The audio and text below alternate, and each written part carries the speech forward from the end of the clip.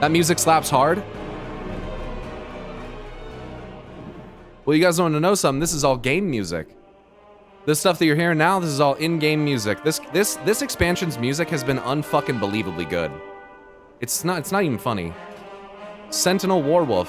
Captured in a Sentinel raid, the loyalty of the wolf favors the strongest. This is one of those, damn, that's a big-ass wolf. Alliance-themed wolf. Who would have thought that would happen? And we got a horde-themed lynx, which is pretty sick, too. Hey, I got more trading post stuff. So here's where I'm at, chat. I've got this one side quest here in Dornogal. Side quest chain, how scandalous. And then I've got the Proscenium as my main story quest line. I have done every other quest that I could find in this zone. So my philosophy is leave no stone unturned.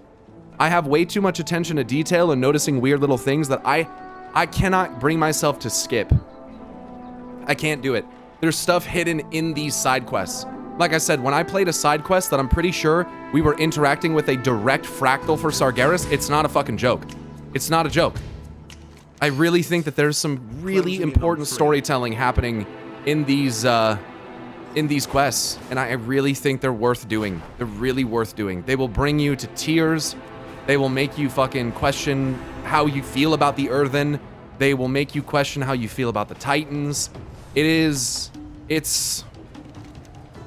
something, dude. It's fucking something. I don't really know. Like, I've been saying this World of Warcraft that I'm playing is not the same World of Warcraft that I've played before.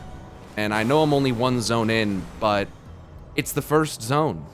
Usually the first zone is the one that I like kind of don't pay too much attention to, kind of fall out of, you know, not really, you know, it's kind of hasn't gripped me, but this first zone has done very much the opposite of that. It's very much gripped my attention. There's hidden stories and there's hidden stories like about Freya here, like the Wold and everything about it, and like the Wold claimed and stuff like that. Like there's like tablets around this place, like hinting at you, like figuring out what Freya was doing, like what was her presence here intended for, and what did she do?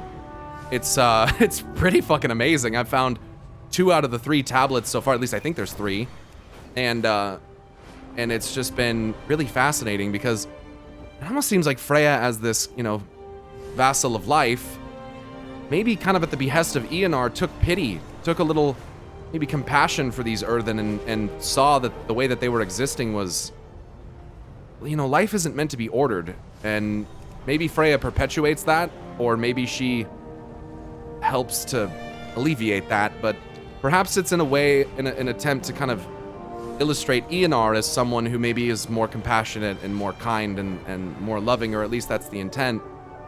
And I just get these, I don't know, these vibes from what I've been doing here, that maybe what I think about Freya isn't entirely accurate. And I love that because I want to question it. I want to question what I think about the Keepers. I want to question what I think about Freya and their alignments and their like personalities, and all of those things are important to me. So the more that the game makes me question myself and how I think about these people or these creatures or whatever, I love it, dude. I love it. It's my favorite thing.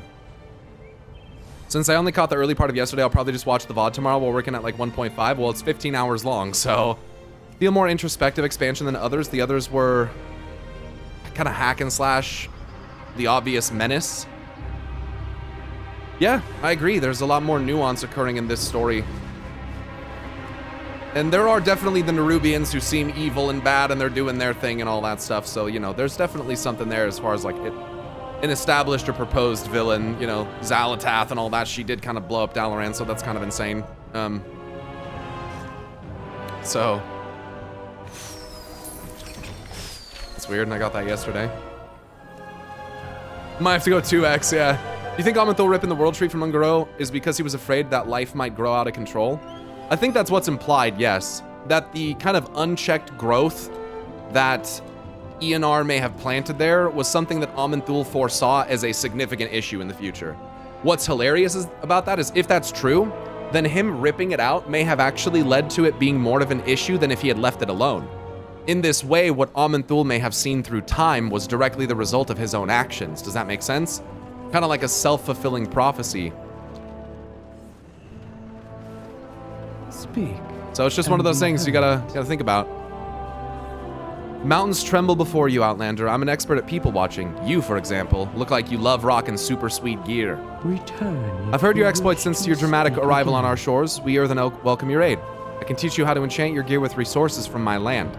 To defeat our enemies, every bit of power helps. Glimmering versatility. Arathor alterations. Dark, thank you for the super chat. I respect your no spoiler pauses, so I won't talk much. You're 100% right about side quests. I thought I would like Ringing Deeps, didn't like I wouldn't like Ringing Deeps, didn't like Zerlek so much. I was flabbergasted by that zone. This add-on is called Dialogue UI. As someone focusing on MSQ, are the side quests the standard one and done, or would you say the majority of the side quests now are actually arcs? Yes, they are. The side quest structure is much more arc. Yeah, you go and you start a quest section with somebody, and you have a little self-contained story that's relevant to the wider world, to the local scene, but it's also unique. It's definitely little closed loop stories that are self-contained. And I think that's just, it's so good. It doesn't feel like as one-off and kind of pointless and kind of like, what are we doing here? Like, I don't really know you. What's the significance of this? It feels much more involved and like meaningful to me, which I think is a great thing, obviously.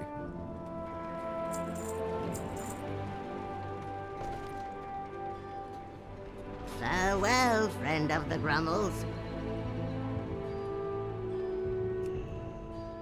I'm torn between Dialogue UI and Immersion. I think Dialogue UI is better personally, but it's really preference. There's not really like a one is better. It's just kind of comes down to what you like. You'll find me wherever the action is.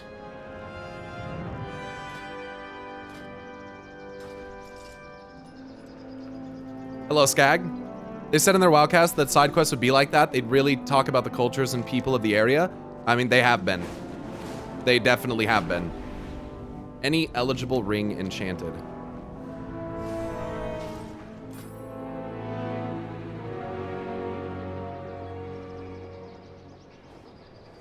A glimmer of Belladar. Wait a second.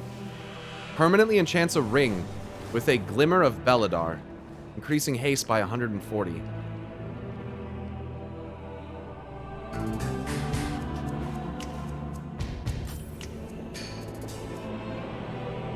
A glimmer of Belladar.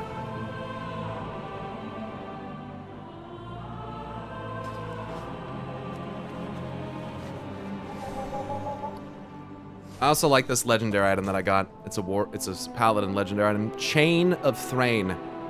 Prayer of an ancient Valhalla's champion resonates through the links. If you stand in the light, you will never stand alone. Just realized I had that in my inventory. I must have got that by doing some kind of Antorus run or something like that. How'd you get that? It's a Legion legendary. We are the Titan's bedrock and foundation. I thought it was new. No. Choose your reward. Enchant ring, glimmering verse.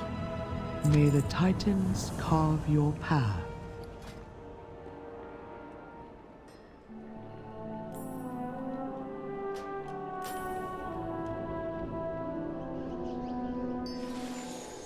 Nice. I was in Ulduar last night and wondered, do you have any thoughts on those two stained glass windows in General Vezak's? I mean, yes, of course I've had thoughts of those. I've talked about those 100 times over the years, man. I think I've got videos talking about it, but I don't really, I'm not, no offense, I'm not of the mind to like randomly discuss things out of Ulduar like that right now. It's so non-topical for me at the moment. Did you see anything? I was just at the foregrounds picking up a jewelry commission, and all of a sudden everyone was shouting like the Coreway was under attack. Again. But it was not that. Some peacekeepers were heading towards the depot, where crafting shipments are sent up from the deeps. I bet it's something to do with the machine speakers. The peacekeepers ushered everyone away before I could see what had happened. Maybe you can sneak a glimpse? I bet the council ward will be displeased. How exciting. I do hope he makes a personal appearance. I need to see what cloak he's wearing this season.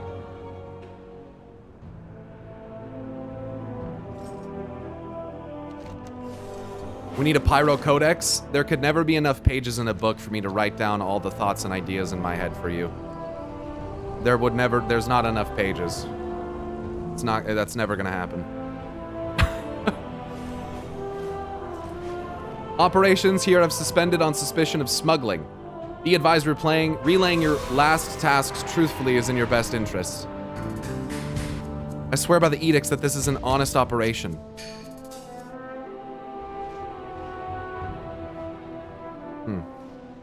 It would span Norgabytes. Meedom, thank you for the Prime Gaming sub. Let me make something clear. I didn't say good ideas. I just meant ideas. I mean like a place that links your vids for different topics. Yeah, you mean my YouTube channel? I'm sorry. But like, yeah, if you go to my YouTube channel, like, let's see if you could find something like that on my channel. Pyromancer Ulduar Glass. How about the lore tour of Ulduar? An hour and 16-minute in-depth lore look at the entire instance of Ulduar. There you go.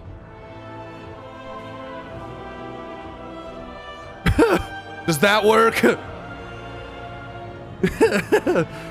I mean, yeah. You just gotta go on YouTube and just type in Pyromancer and then whatever it is you want me to look at, and there's probably something for it. Like Pyromancer Archimond. Let's see. Well, maybe that's a little tougher. I don't know if I've ever really sat and talked about Archimond at length, so maybe not everything, but you get what I'm saying. You know what I fucking love? Playing through all the zones. I've had dozens of moments where I thought, oh fuck, I can't wait for Pyro to see this. And I eventually realized that literally every moment of this expansion is something I'm excited for you to get to. That's such a, I mean, that's such a good thing, dude.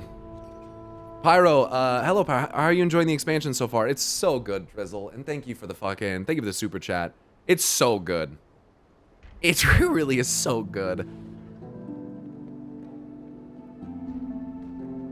Move along. This is an ongoing, on Shira. My apologies. We may actually need assistance. Council Ward Merrick's has authorized trade goods from the deeps to be transported through this depot. However, we've received a tip that more than crafting materials are being sent and received here. Some of that high-quality Mexican black tar heroin came through, brother. Dornegal observes strict rules about what we trade and with whom. All commerce must serve the edicts, not the interests of individuals. Oh. We do not abide unsanctioned trading. Me?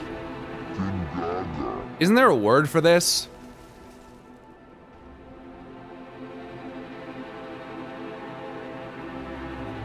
What is this called again? Is this dictatorship? What is this? What is this? Where no free market at all? You have to, what is it? What's the word for that? What's the opposite of capitalism? Is it communism? I don't know. I'm ignorant.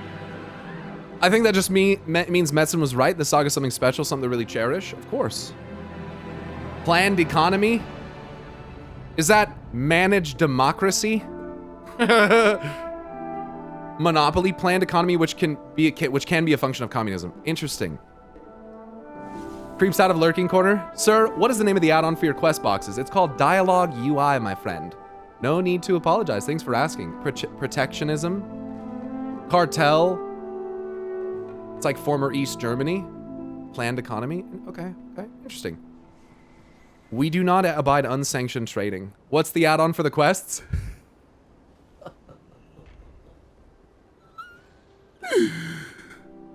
The add-on for the quest is called Dialogue UI. Please. Please. Please. Oh, no, don't be sorry. Don't be sorry. Don't be sorry. I know you guys are coming in at different times. It's nobody's fault, dude. It's no one's fault. I just gotta try to come up with a way. I gotta come up with a way. It's a very nice add-on. Can you tell me its name? I'm gonna fight you so hard, dude. Unbelievable.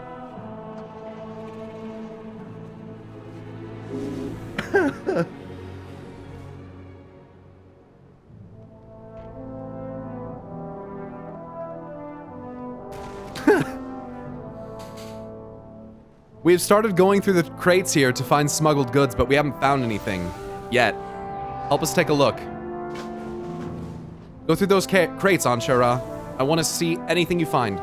It's just crafting supplies from the deep, sir. Nothing else.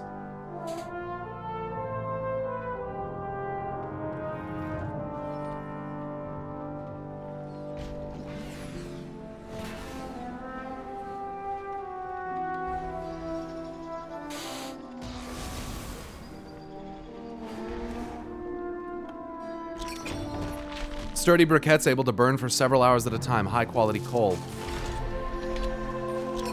Assorted chisels, different shapes and sizes. Specialized for a variety of stone types. Moleskin apron. Prevents scorching and splatter from molten metal. Yeah, I mean, everything here checks out. Everything here checks out.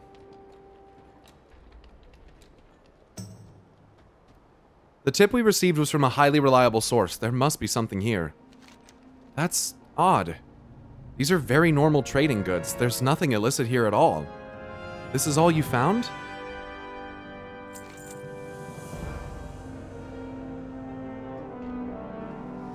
I know Blizz had to stop the Quest voice AI add-on, but I really hope they do something similar themselves, like record the VAs so that all quests could be voiced. So, I have this opinion that if you, as a company, have VAs that you pay, that if you were to retain that VA for primary roles such as major cutscenes and major questline stuff, and you paid them and you used their real voice, and from that, with their permission, you were to train an AI that could basically fill in the voice at places where you guys just don't have time to make it happen, and that artist, that voice actor still got paid or got at least some kind of cut of that, that would be like the only acceptable way in my opinion. Otherwise, AI is just not okay. You cannot steal someone's voice, train an AI to replicate it, and then never pay them. That's fucking bullshit. So that's my point. You just can't do that. Whoever's voice is being used needs to be compensated for that by the company. That's what I believe. I don't even necessarily always feel good about how we use Emmett Selk's voice for memes. You know? Does he read YouTube chat? No. I'm not sure I can even pin things in YouTube's chat. I don't think you can. I think we should pay them to train AI just for certain tasks. Use AI to fill the tasks that are trivial and too time-consuming for real people to do it.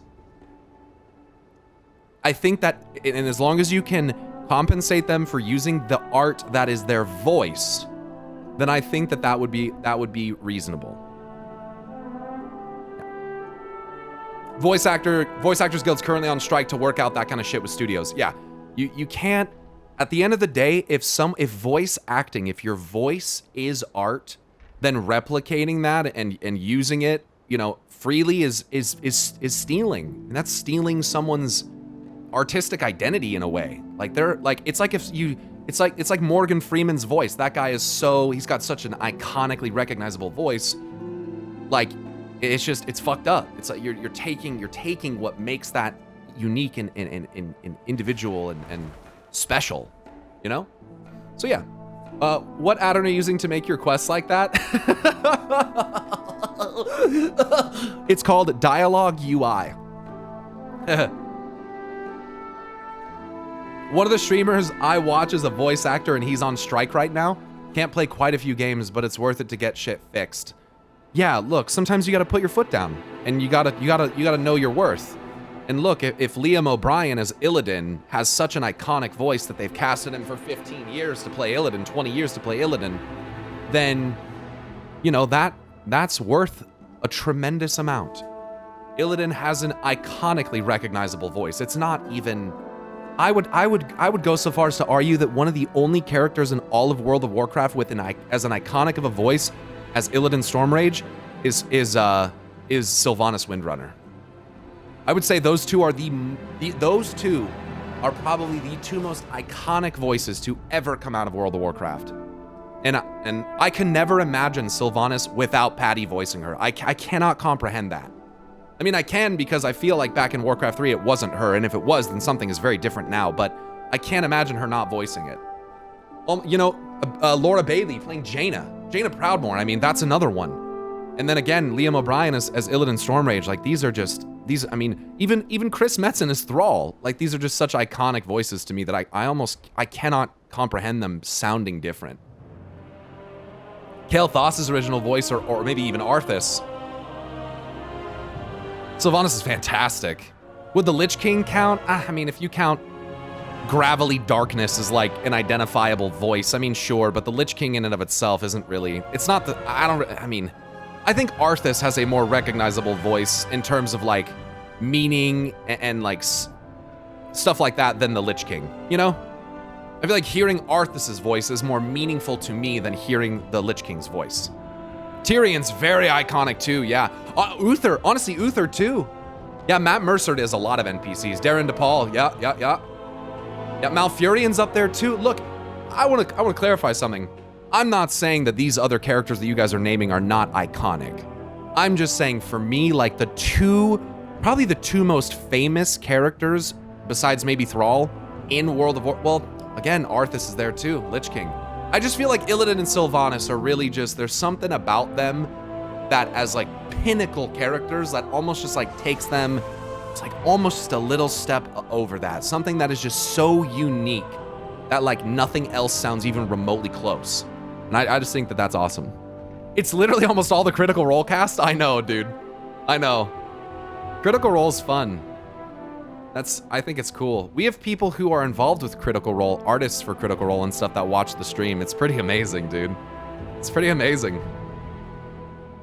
So, I could never live with another Illidan voice. Let me tell you something.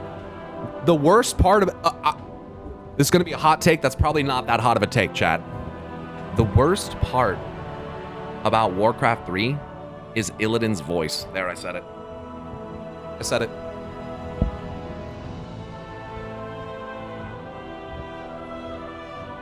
I said it.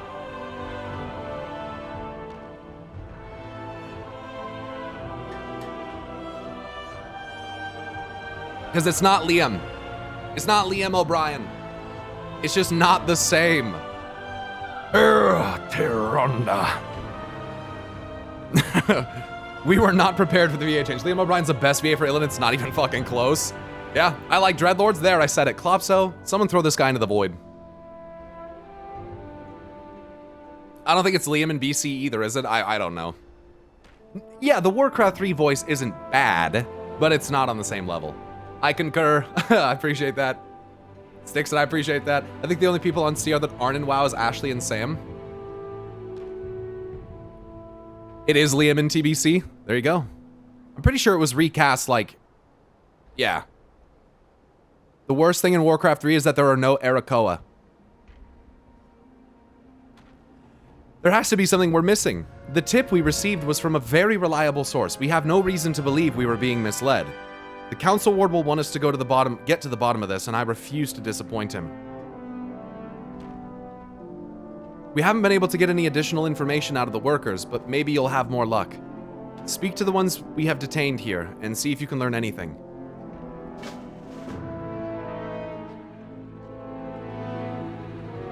I don't know anything. I swear in the edicts, my directive is just moving crates. Earthen abides by his directives precisely. This is an honest operation. Who are you? We Oathsworn owe no Outlanders any explanations. Well, that's not good. Do you have a query? Merrick showed up, Council Ward. He said, I was told this depot was closed for an investigation. Is that so, Kragan? Council Ward. Yes, we received word that this supply line was being used for smuggling. I bid you welcome. I see. And have you found proof of these activities? Not yet, sir. But Anshe Ra is helping us get to the bottom of it. Council Ward Merricks. Those are more of them? Oh. I need Matt Mercer in WoW. Matt Mercer voices Farak. My brother abandoned me. My sister betrayed me. But I don't need them. I don't need anyone! He plays a lot of different characters, but that's a very recent one. He voiced a ton of NPCs. That's just a very recent one.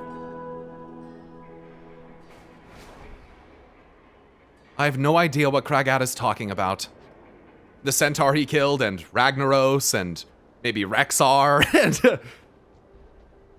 Which character would you do VA work for? I would do VA work for any character they put in front of me. I don't even care.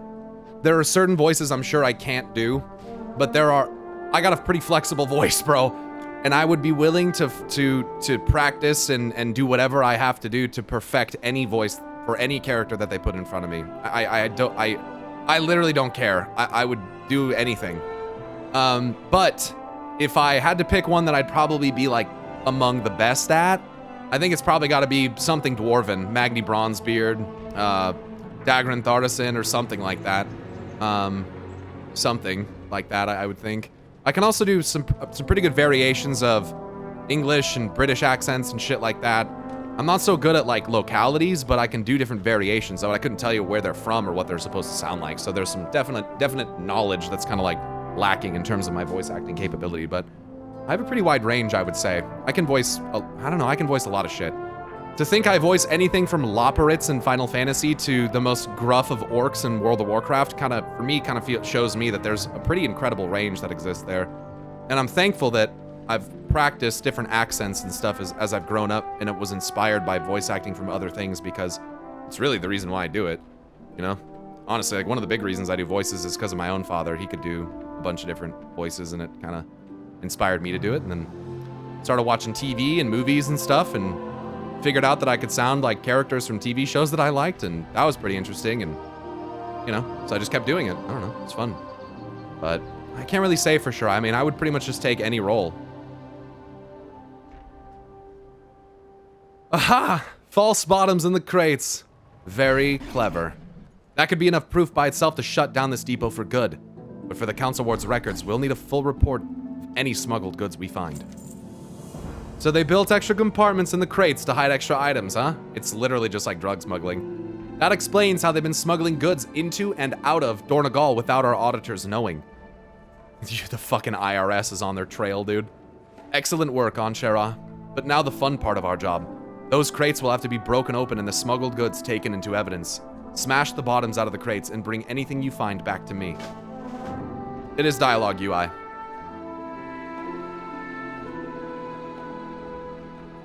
Said, I have no idea what Kragat's talking about. Fine, fine. The crates have false bottoms for hiding goods, but we do not know what's in them. Trader Earthen says, I swear to the Titans, I did not know about this.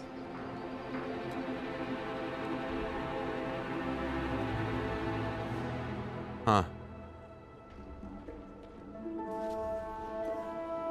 Hey, Pyro, I didn't know that you're going to play today. Can you do a quick recap of today's stream? Yeah, 47 minutes and 44 seconds ago, I turned on my live stream and started playing World of Warcraft, and here we are.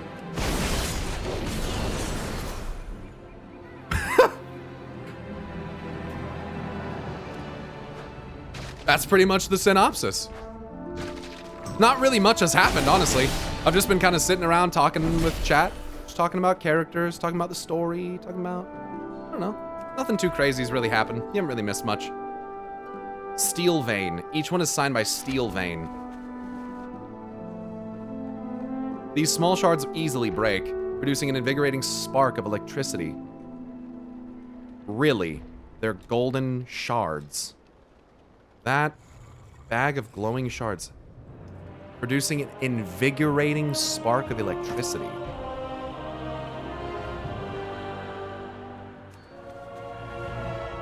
Infused with holy oil from Hallowfall, this mud can burn for weeks on end.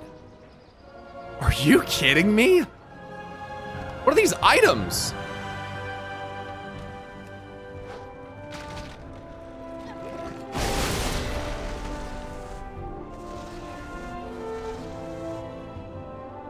The ruby and silk ropes. Whoops. Woven from the Rubian webs, these flexible ropes are unbreakable. Woven from webs. The ropes are unbreakable. This is relevant to me because when I look at Sargeras's ribbons that he has hanging down his chest, things that are silk woven and stuff, like these Nerubian ropes, for instance, are very powerful, very strong bindings. I think a lot of people may not kind of see it that way, but when I look at the ribbons hanging down their chest, I almost think of chains. And when I think of how strong some of these finely crafted and woven ribbons, these tapestries, or not even tapestries, but I don't know what they're called, adornments that some of these characters may have, like the Primus even, I almost kind of wonder if it's symbolic of a more orderly, prettier looking kind of containment, you know? Detainment kind of thing of like, it's maybe controlling them, or kind of, they're under, you know, under oath or binding of some kind, you know? Kragad frowns as he looks over the goods you found. Some of these goods are from Ashkahet. We are specifically forbidden from trading with the Nerubians in any capacity. We cannot risk any resources falling into the hands of our enemies. We cannot risk any resources falling into the hands of our enemies. The Council Ward must be informed. These receipts you found. Steelvein is a known smuggler that we've been chasing for a long time. The Council Ward will be pleased to finally have solid evidence on his activities and maybe even on his whereabouts. Bring these receipts to Merrick's immediately. He'll want to study them in detail. He said he was heading back to his office, so you should be able to find him at the Council Ward's rise. I'll package up the rest of the evidence to be brought to him later. Good work today. Steelveins.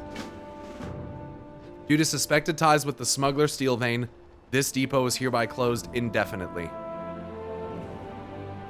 You cannot do this! My directive! Damn. Sucks for those that are just doing their job following the purpose laid there by the Titans and feeling like they're being ripped away from that, and it's probably a good thing because of whatever's happening. You know, this guy's basically the unfortunate victim if he really didn't know about this stuff, and now can no longer fulfill his role to the Titans. And as you can tell, this guy's pretty upset about that. You cannot do this. My directive. They want to fulfill it. Many of them do. And when they're not able to, it's almost like they lose their purpose in life. What's up, Ghost Orca? The name of the quest add-on is Dialogue UI. That's correct, Santiago. Dwarf expansion, best expansion, just saying. So far, I mean...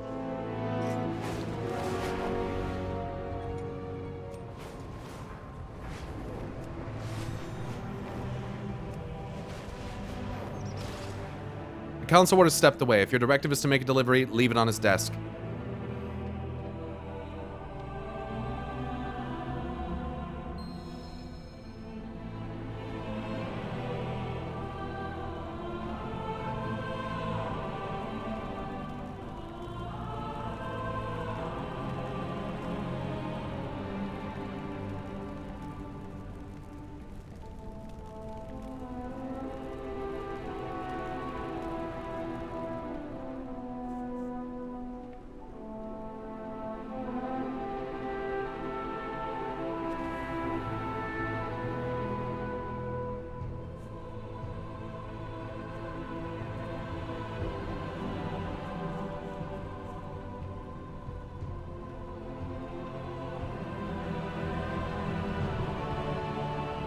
The office is indeed unoccupied. A pile of letters is scattered haphazardly over what you assume is Merrick's desk. It appears that he left in a hurry. The topmost letter is open and unfolded. There has been a situation. Expect delays. Steelvein. So he is working with him. I had a feeling either the guard or Merrick's was working with him. Seems like there's nothing else to do but leave the receipts on Merrick's desk.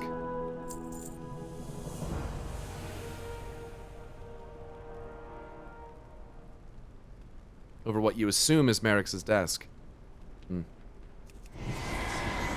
I once dated a Dorno gal. Was it a short relationship?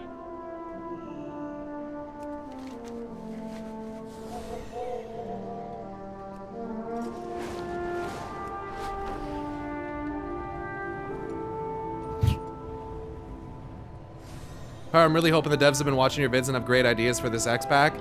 Play the game, bro. I mean, Play the game. This expansion is, yeah. These damn bugs! They're attacking our injured!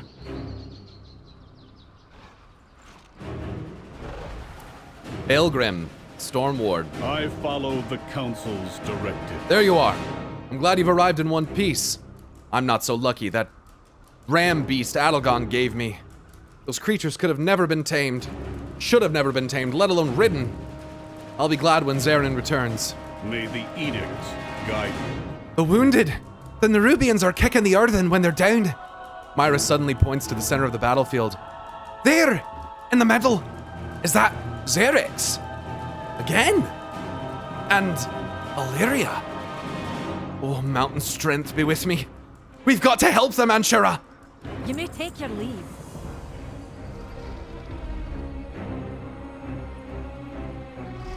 One second, sorry. I gotta go let my dog out, just real quick.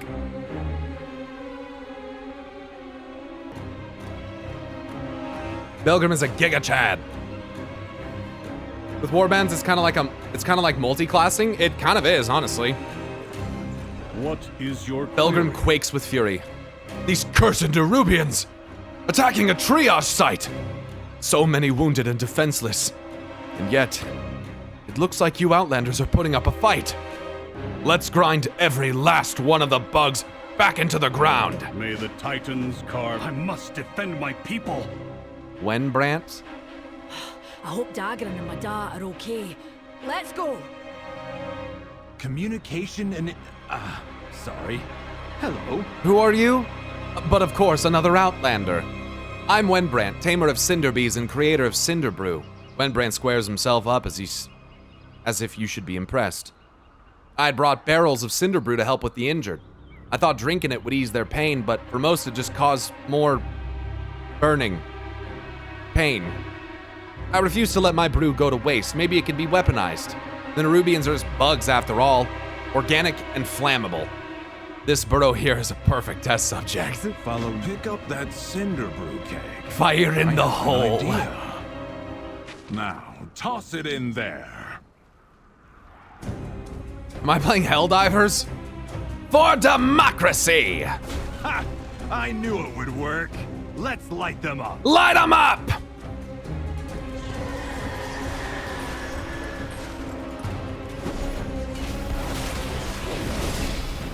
You will never destroy our way of life!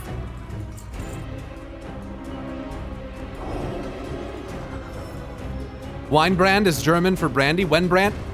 Really? That's fitting.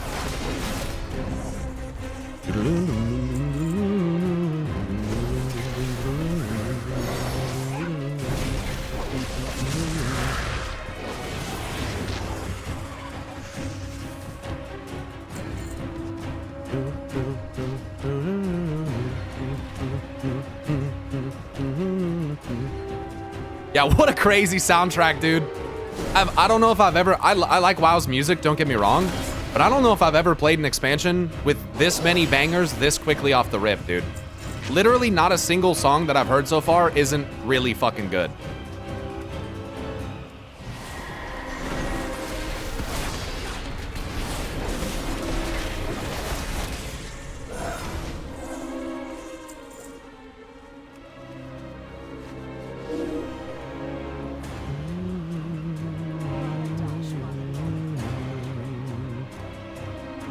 Silver Covenant and Sun Reavers.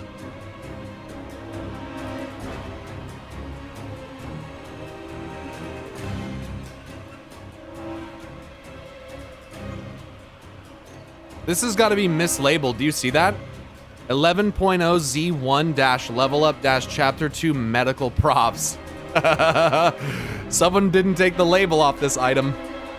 You can see it down here.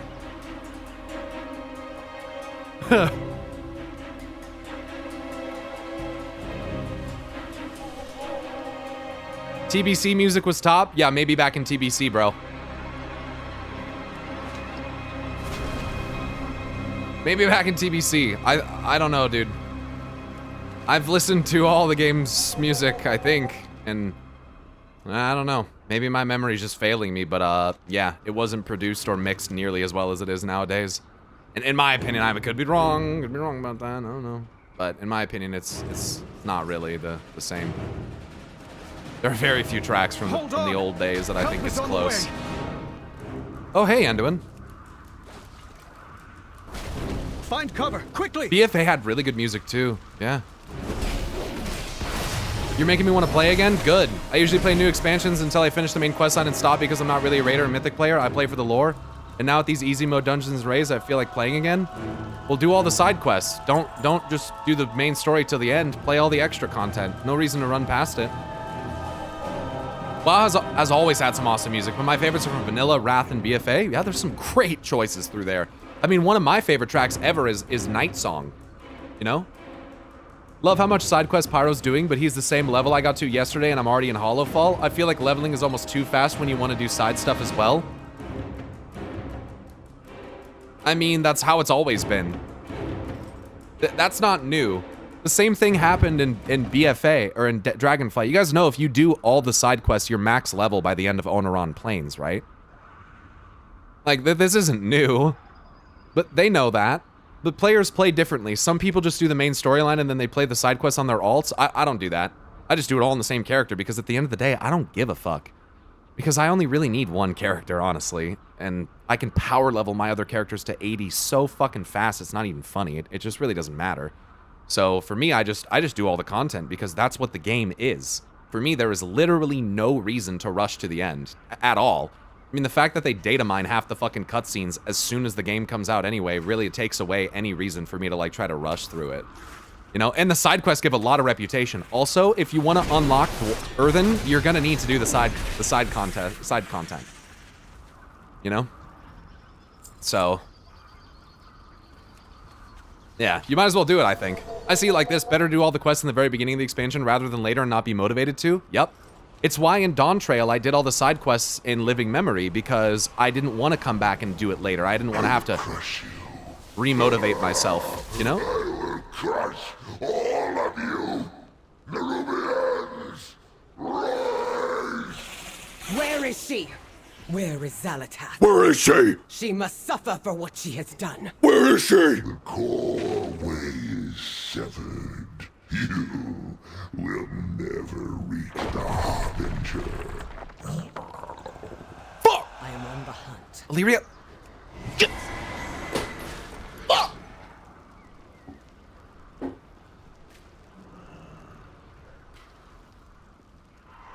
I wasn't fast enough. She portals so quick. I didn't even have a chance to jump through that. Come on. I got one more burrow to collapse. One more burrow to collapse. Fuck, dude. Please. Words, Taylor, you can do them. Huh.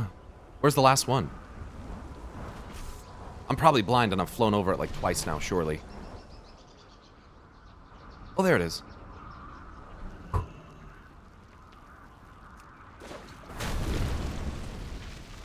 In is that Baldur's Gate 3? In B3, you would have had the opportunity even though you died.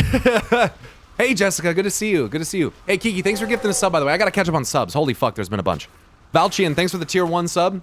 Fizzlepop, thanks for the prime. Krullis, thanks for the prime. Bagnetic, thanks for the 34 months, bro. Yeah, closing in on 3 years, man. Closing in. Candanarn, thank you for the 6 months. Congrats on your new sub badge. Kiki, thanks for giving us sub to 4max. That way 4max can watch the VODs and stuff now too. I really appreciate you doing that. That was very nice of you. Medom, thanks for subbing for 2 months. Welcome back. And Prime, Prime from Not a Dragon, a Kitsune.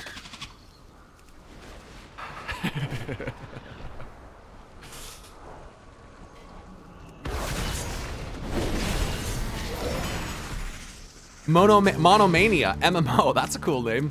Monomania MMO. Thanks for that tier 1 sub. I like the idea of doing all major stuff on my main and then 100% specific zones on a few alts. Look, at the end of the day, like I said, we play the game differently, you know?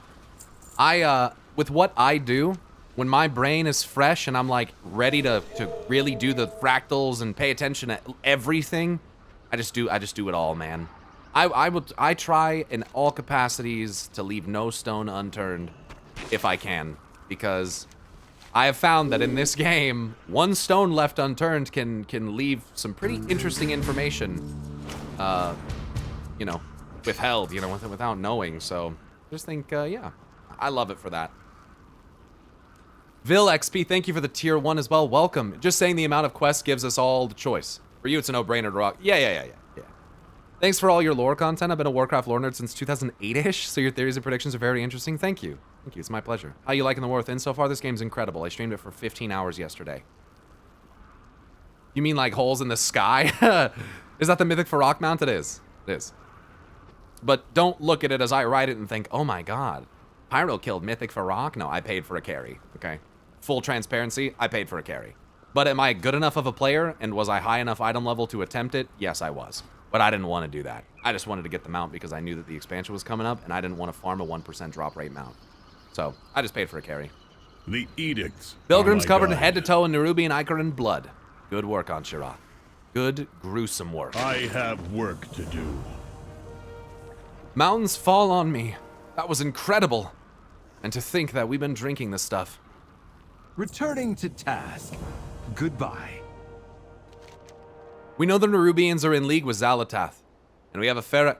We know the Nerubians are in league with Xal'atath, and we have a fair idea why they attacked us, and Dalaran. Dalaran, fuck. They seem bent on destroying the Earthen, even kicking them while they're down. But why? Is it because the Coreway is the key, and destroying it was enough? Was nae enough? Maybe what we're doing here, repairing the Coreway, is just what they dunna want us to do. We should go back to Dornegal and try to piece this together. We will survive. They're retreating. Your cinder brew makes for quite the weapon, Wenbrand. Meet us at the Foundation Hall, champion. The fight against the Nerubians is far from over. Okay. Back we go. I can't wait for him to get to the part where Patrick pulls out the Ashbringer. That video is fucking hilarious, dude. The whole question I have throughout this is how should we feel towards these dwarves worshipping the Titans? I think we should feel empathy, and I think we should think of them like the people they seem to be. I mean, I think that it's very clear that some of them don't really believe or have faith in the Titans anymore. They feel abandoned. I mean, that's tough. When your entire existence, whether logically calculated or simulated via memories, is service to these gods, and then they disappear on you, and I don't know. I think that there's a really, they're really showing a humane side, you know, the humanity of the Earthen, and some of them are definitely more robotic than others, which is very curious. And I don't know. I don't see them as like brainwashed, villainous bad guys. And I've never really looked at those who venerated the Titans as such. The dwarves themselves venerate the Titans. You know, this isn't unique to the Earthen, but you can see, as depicted through Magni and his kin, that there are some philosophical differences between Magni and some of these Earthen. And we're now kind of finding out as well that, you know, maybe there have been other Magnis before, which is fucking crazy. So yeah, maybe we're gonna learn about that soon. But yeah, I don't know. I try to have compassion for them. I am glad you're back, Adelgon. The council is needed here in Dornegal more than ever. Dornegal. It is time we stand as one and strike back against the Nerubians. Hell yeah. Well, I'm listening. The Earthen Council is reunited. Hopefully they can put the past aside and get the Coreway repaired. Then hopefully they'll help us with the Nerubians and Xal'atath. If you hear anything of note, let me know. Earthen Fissures. Weathered crests are now available. Renown level 6. Some guy laughed at me the other day for slow walking with the NPCs and emoting to them. Well, he's just mad because he's an NPC and you're not interacting with him in that way. It's My okay. directive Don't is read to too much serve into it. you.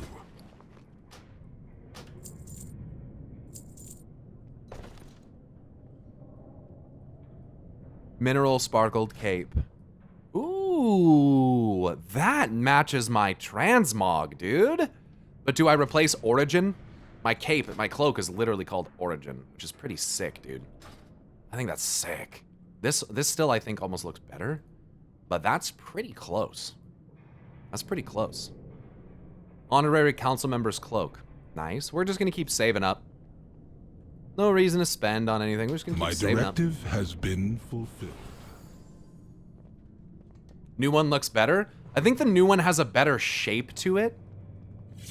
I have an extended supply of goods for Outlanders.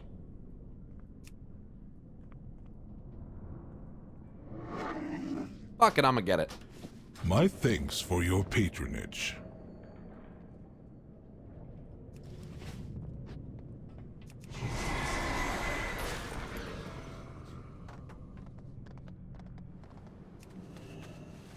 The last cloak you checked is broken?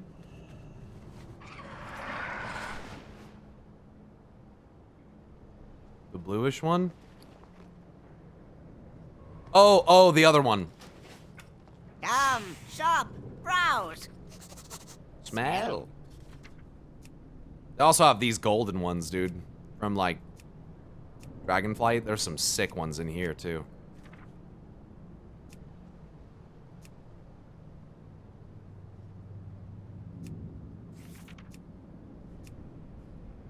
Coward's Violet Target.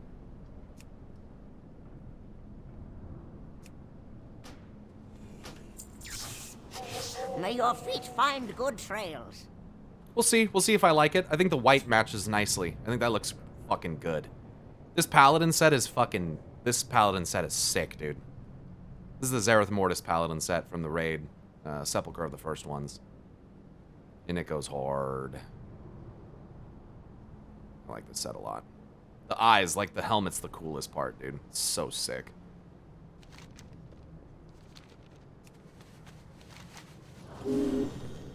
Pali's got a scam with the DF preset, though. I didn't vibe with the SL sets at all. But DF, ooh boy. Okay, here we go. Time to move forward in the MSQ. Do you require aid? Pilgrim is oddly quiet. His usual performative confidence is subdued, even for an Earthen. He's very still. Adelgon delivered on her promise to return and help us, and so here we are. An effective council with all of our peoples back together and their interests represented. Together, we will make sure the Earthen are never again taken by surprise. Conversation terminated. What path brought you here? I really hope they don't expect me to go back to my job as a stonebound. I'd trade the steamy stills of my brewery for the heat of the forge grounds any day. Though I'm sure if I just offered everyone cinder brew, they'd forget what my job used to be. Let's commit our meeting to memory. The Nerubians have made a mess of the Coreway, but Dornogal was already in a bad state. I can tell where the cracks are and the substandard repairs that have been made. The Oathsworn needed us back more and earlier than they let on. Adelgon chuckles. It's a stony but bright sound, like pebbles tumbling into a stream. That's interesting. It all just makes me want to work again. And now that we're all in Dornogal once more, I guess I will again. For all of them. She smiles faintly. Let's get started then. The Coreway's main supports are barely stable. We need to start repairs. Now. Go where you will. Speaker Brinth. Merrick's called me to the Foundation Hall so that we can deliberate on our next steps as a council. Speaker Brinth nods at Adelgon. I'm glad to see the Stoneward return. Adelgon was a fair and just Stoneward. I would have liked to see a similar leader for my own people. As standing representative of the Machine Speakers, I will represent their will as best I can. And as the way is cleared, I will go down to the Ringing Deeps myself and ascertain the status of my people and the High Speaker. Conversation terminated. I'm worried. We Myra? must talk later. Group effort. The Unbound have arrived with the equipment and resources needed to begin repairing the coreway. This is a momentous occasion. One for the Archive. I would not say this to Adelgon, but I see the Titan's hands in it.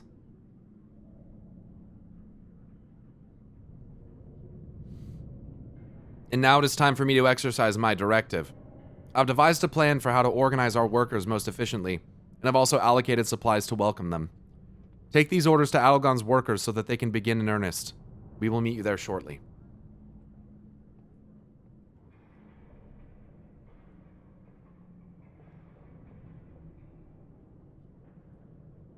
The eternal Adelgon and I will oversee the repairs.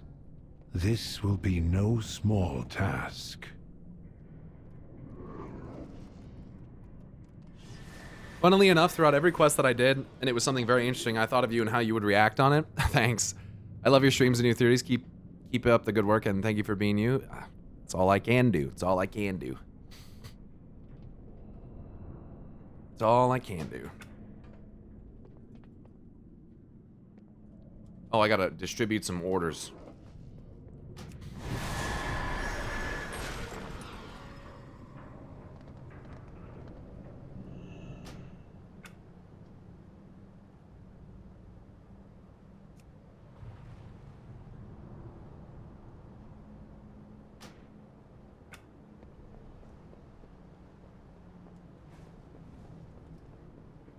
Do I have the music off?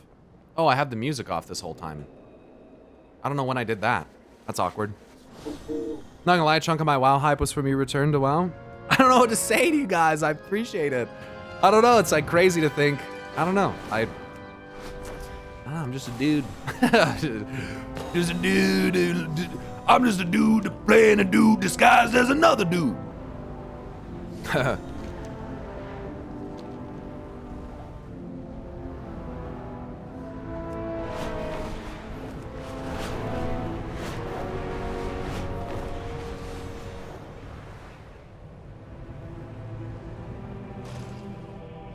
Communication in... Oh.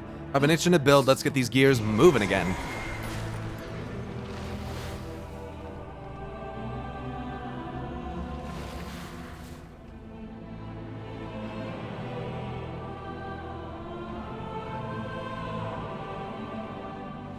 Welcome, Outlander.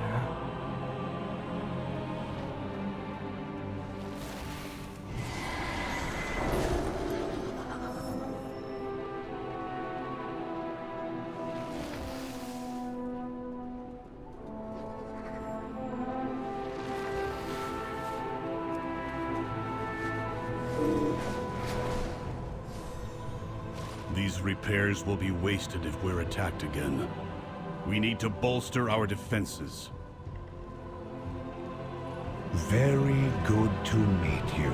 Even with this many workers, the coreway's repairs will take time. We need to decide what to do in the meantime. I have work to do. I know the Unbound can repair and unlock the coreway expediently, but I also know the Nerubians. If they see an opportunity for an ambush, they will take it. With our backs turned and our focus on the coreway, we are prime targets. I need to rally my Storm Riders and form a perimeter around Dornegal in case of an attack from within or from without. Meet me outside of the Storm Perch. I will call upon my troops there. We are the bedrock. Meet me outside the Storm Perch. We will rally the Storm Riders and protect the Unbound. Fuck yeah. Is it time to am I getting a story lead in for the dungeon now? Is it like appropriate time to consider that? The Rookery, whatever the fuck it's called. Over here. We will fly to the Rookery together. Speak with Belgrim to enter the Rookery. We protect the people of the Queue for a Isle. follower dungeon. Once the Storm Riders are gathered, we will form a perimeter around the coreway to protect the workers. The Nerubians will not catch us unaware a second time. Fly high. Strike true.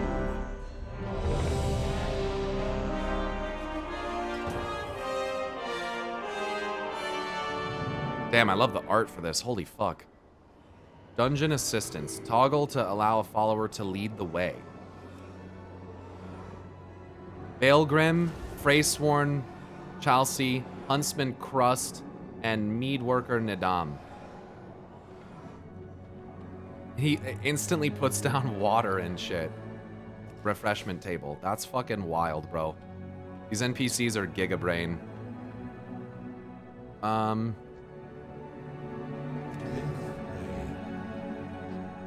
Look at this. Before us stands the Storm Perch, Outlander. It is the command center and rookery for all Storm Riders. This is highly irregular. Why are these Storm Rooks tethered here? Thank the Titans you are here. The Storm Perch has been breached, and the Storm Riders corrupted. Hurry! If we free these Storm Rooks, we can fly there and try to end this madness. Outlander, with me.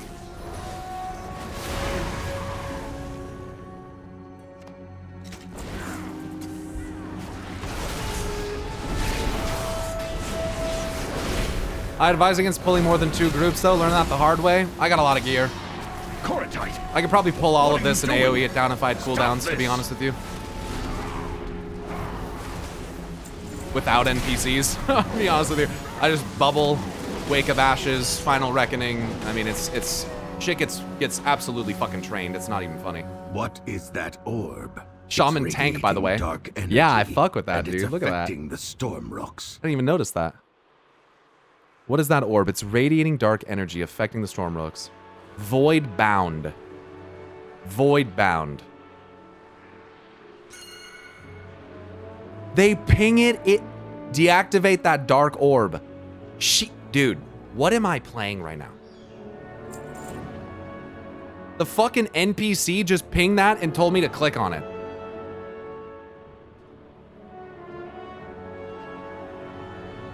What the fuck?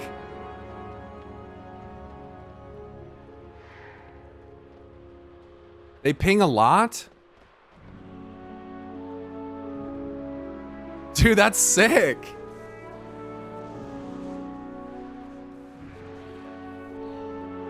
Void bound. What dark magic is this? How dare they defile their own Storm Rooks?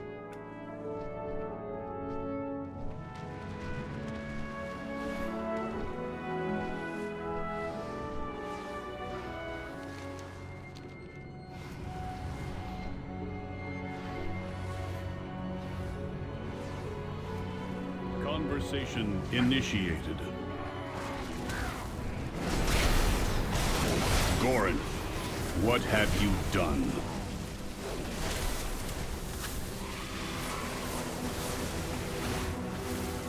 Stormguard Gornin. The title, the glory, it should have been mine, Pilgrim.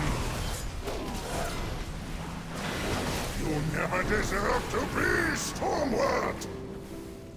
I left Goran, my second, in charge of the Storm Perch when I left to investigate your Dalaran's crash. So Xal'atath took advantage of that. What has that traitor allowed to happen in my absence?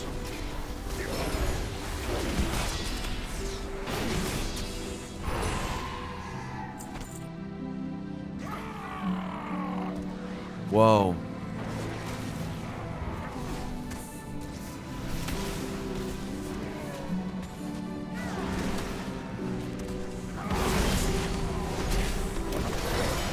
Favorite piece of Earthen lore so far? The memory crystal thing has gotta be.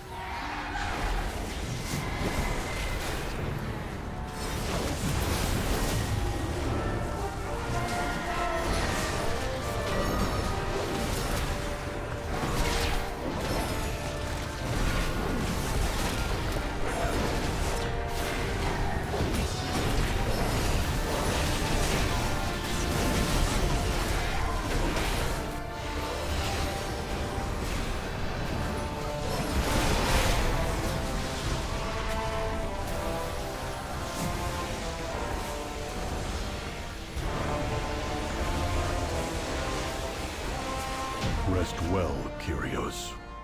You deserved a better rider than Goran. Damn. I will deactivate Goran myself for this sacrilege. Jeez. So, some interesting stuff that I'm noticing here. This tree above is definitely attracted to the magical properties of these crystals.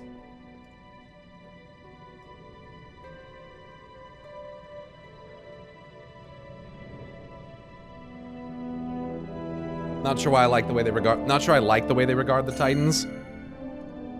So you see how these roots are coming down and growing along the main structure as well. And they go down along this pillar. Maybe they are the base of the pillar itself, perhaps. So yeah, they keep going down. But see how they're kind of doing this?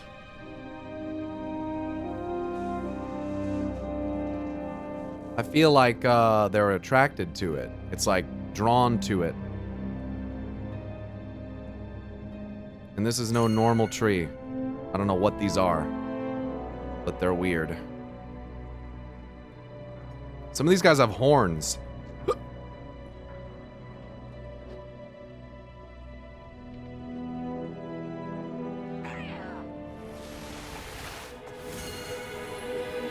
Those feathers should help with our descent.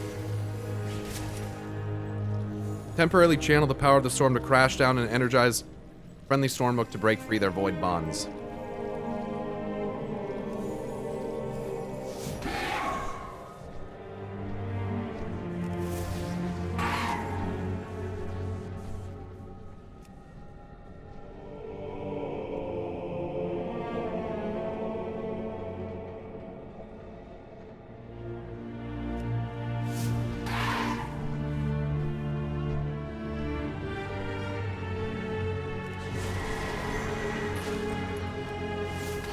It's also interesting how prevalent void energy is, with such a strong presence of lightning as well.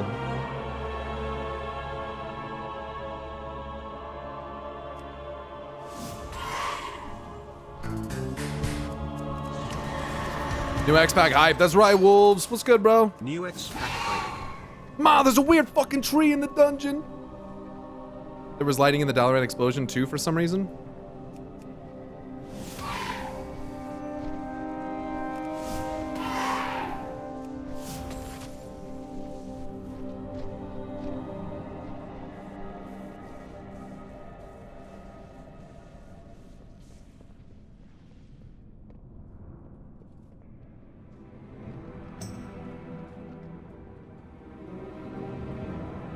Finally, I thought I'd have to fight Gorin on my own. Oh, where the fuck did you guys just come from? Come, Outlander. We will press forward and rescue who we can.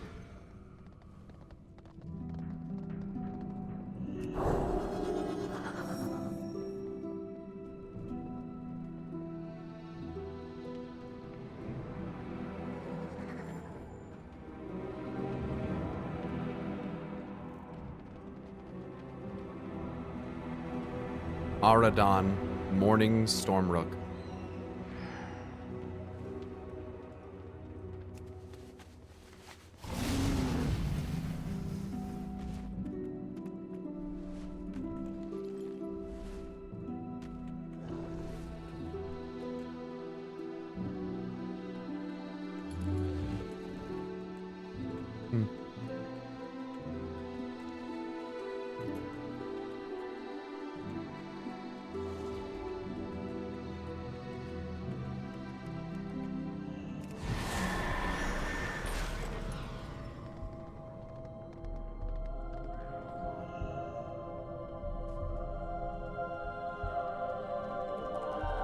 Void Cursed Crusher.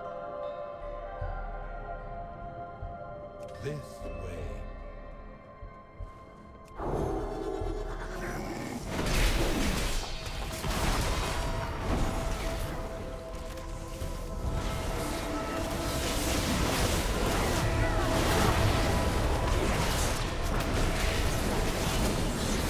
Their edict has been changed by some dark influence. Interesting. Reminds me of Keeper Loken.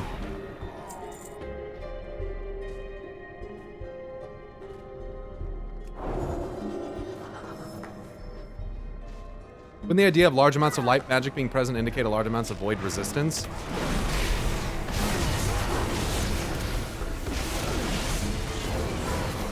Not necessarily. Go, find Volkmar. He will take you to safety. They don't necessarily have to happen simultaneously. This void's very blue, like very. Yeah, it seems like that's the aesthetic that they've gone towards since Sarkareth.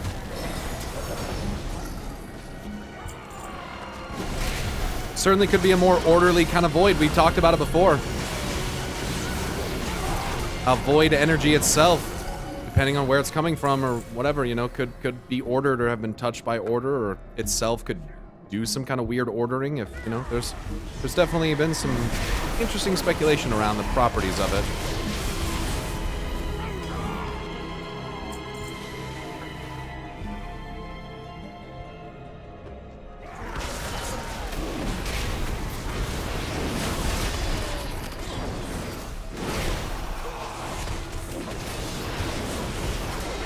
Implosion.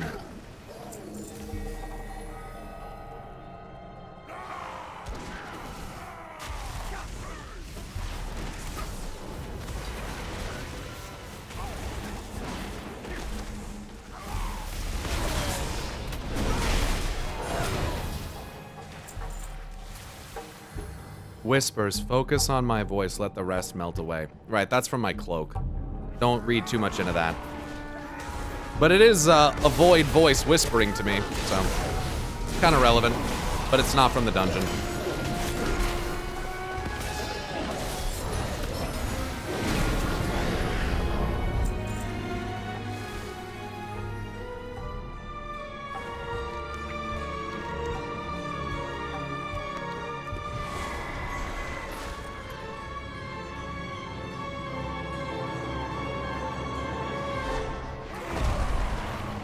Damn. Then face me. I will stand proud on the debris of your corpse. The Void Riders follow me now. I command this rookery by right.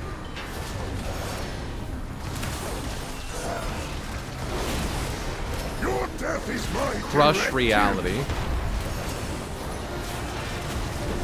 Crushed by Dark my gravity. power. I deserve this power. Or you were convinced you did.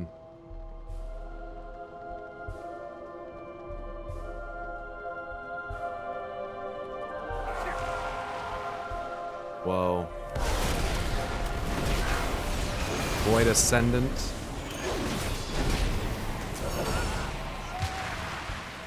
Oathsworn Holdout. The same dark magic that was emanating from the Storm Riders is more powerful here. I do not like that it feels darker and colder as we go down.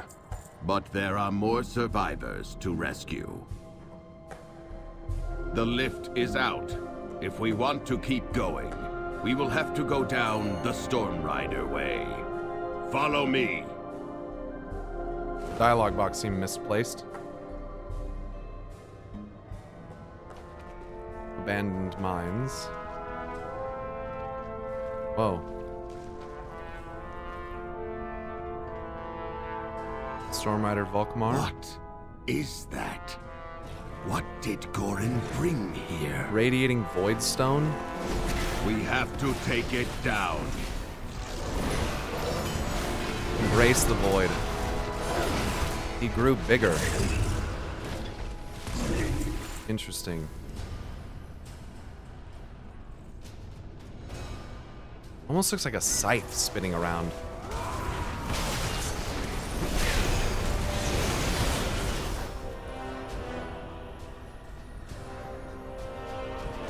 Storm's Vengeance. Place a beacon to call Storm Rider Volkmar to assist you. A little late, I guess.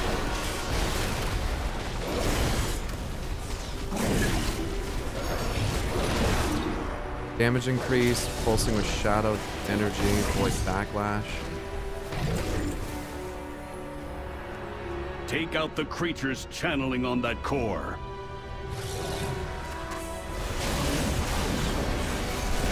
Holy shit.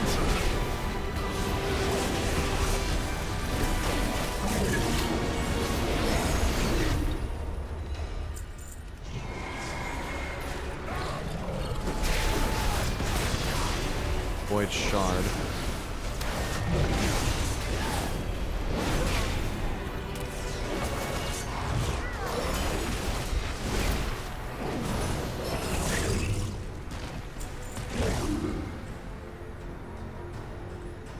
Pyro, what's that HP bar add-on? Elv UI or Tuck UI? No, it's neither of those, actually. It's just called Plater.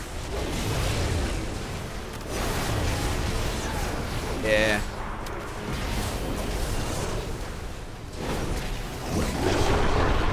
Whoa. Is that? What? Was this an Earthen once? No matter, we must destroy it. Voidstone monstrosity. I've never seen anything like it. Oblivion wave, void shell.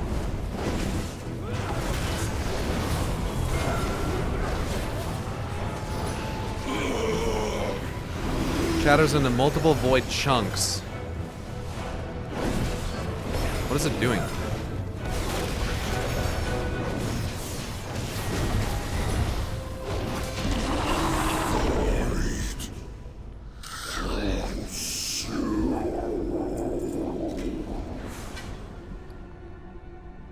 Nearly our entire order has been wiped out. The Storm Riders can protect Dornogal no longer. Let us return to the council. I must report to them.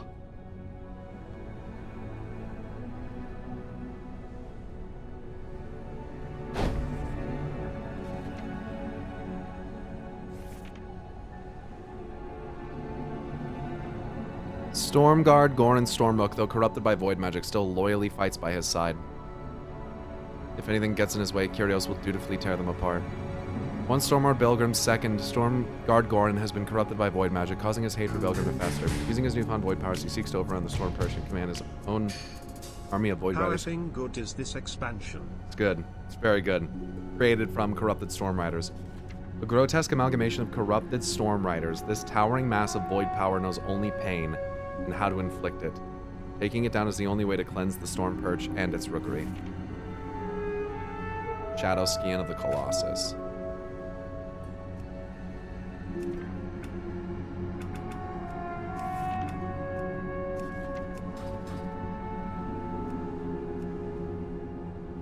Damn. It was made out of Storm Riders. It's like Thaddeus, yes. Thaddeus, except void.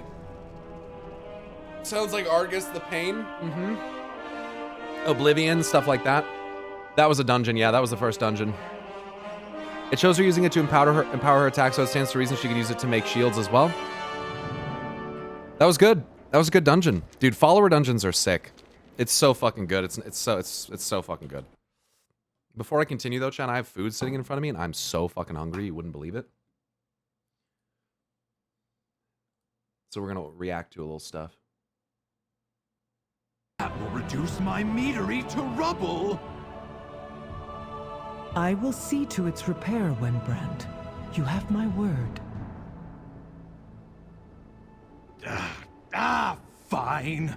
But if my stock is involved, then so am I. Excellent. Then we are aligned.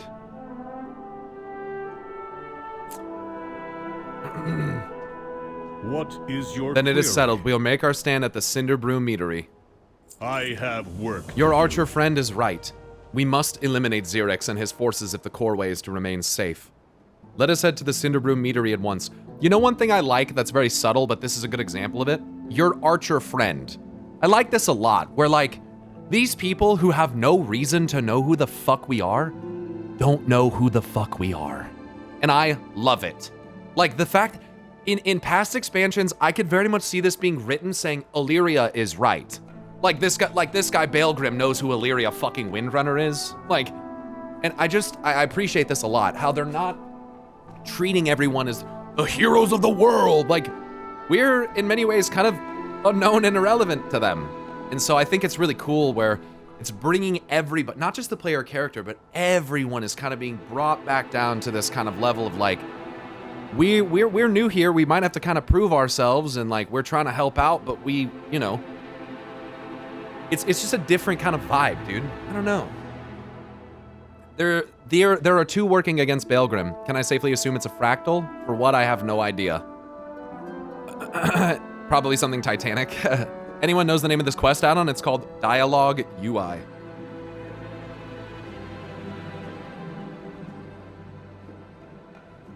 Dialogue UI.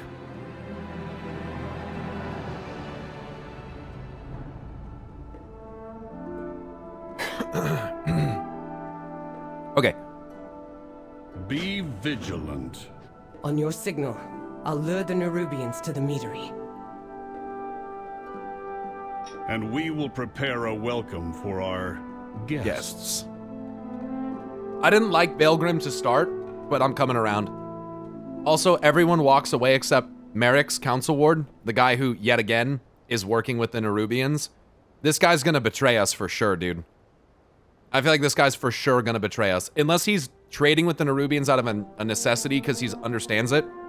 But I don't think so. He's for sure gonna betray us because he, not only does he have that note, but he showed up when we were interrogating these people, trying to figure out what they were hiding. So the fact that this guy shows up, he's literally there to like see what's going on, you know? So Pterodax is gonna need to start paying us as a sponsor. Pterodax, if we answer the dialogue question anymore, it's actually getting a little ridiculous. Belgrim looks like a good character. We gotta find a way. We gotta find a way.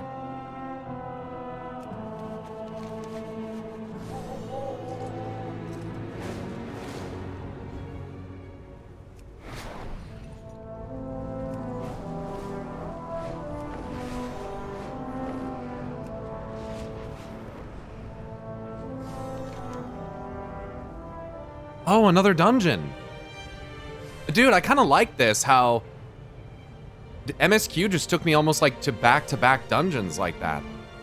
They really like leave the dungeon for like the end game part of that, the end. It's like very smooth. Like I did all my side quests, did them MSQ, got taken to the first dungeon, get immediately taken to the second. Like this is, unless I'm not going in here. Cinderbroom Meadery.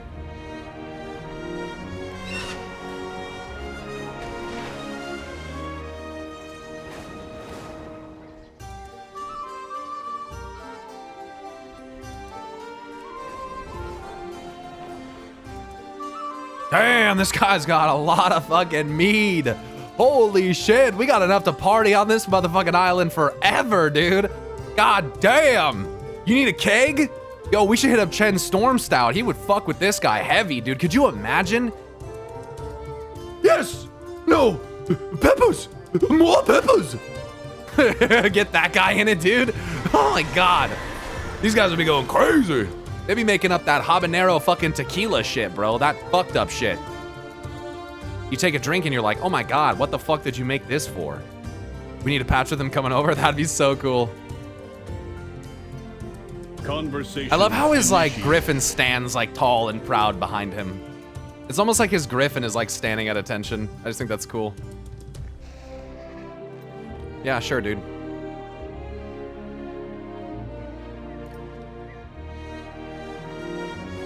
The edicts are my guide. Thank the Titans. Oh, okay. The Nerubians have made their move to take the feed. Conversation terminated. With all these Cinderbrew kegs here, this meadery would burn hotter than the forge grounds if they were all ignited. I surmise that's why Wenbrand's kegs are made out of stout and strong ironwood. They do not break or catch fire easily. Luckily, we can start a reaction from the inside if we lead fuses into each of them. Those ropes, the workers left around, should work in a pinch. Fly high, strike true. Fly high, strike true. Pyro, what's the quest add-on called?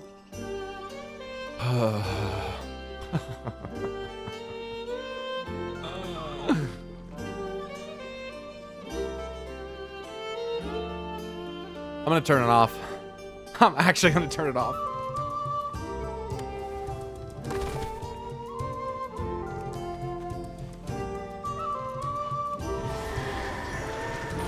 No, it's okay. You guys don't need to be sorry. It's no one's individual fault. But you guys are seeing the grand picture. You're seeing it. You realize how it must be a little tiring. That's all I'm trying to express. That's all I'm trying to express. It's all good. It's all gravy.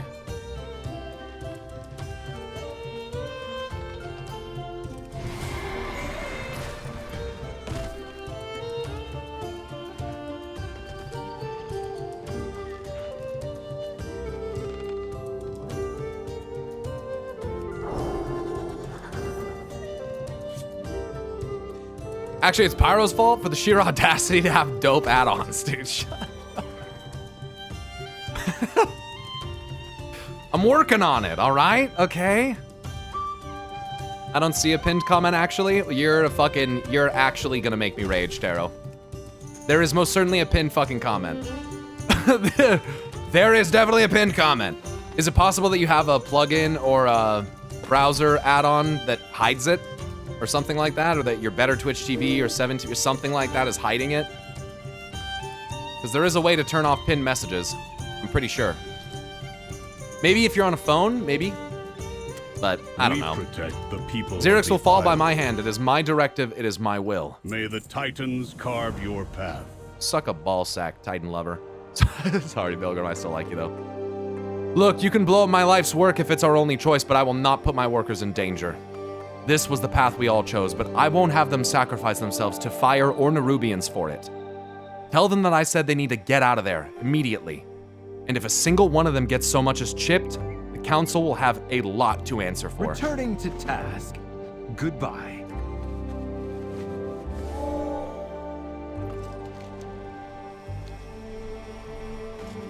Get out of here.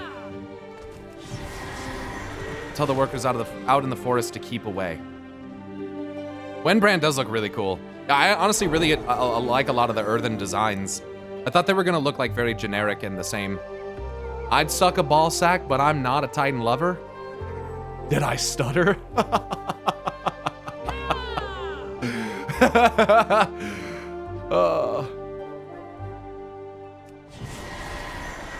That's a weird way to spell Giga Chad.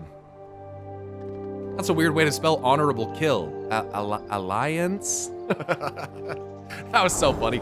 That video cracked me up when he said that. Now, if it was a goblin, I hope Wendbrand knows what he's doing. Don't judge the ballsack suckers. They're who we call heroes.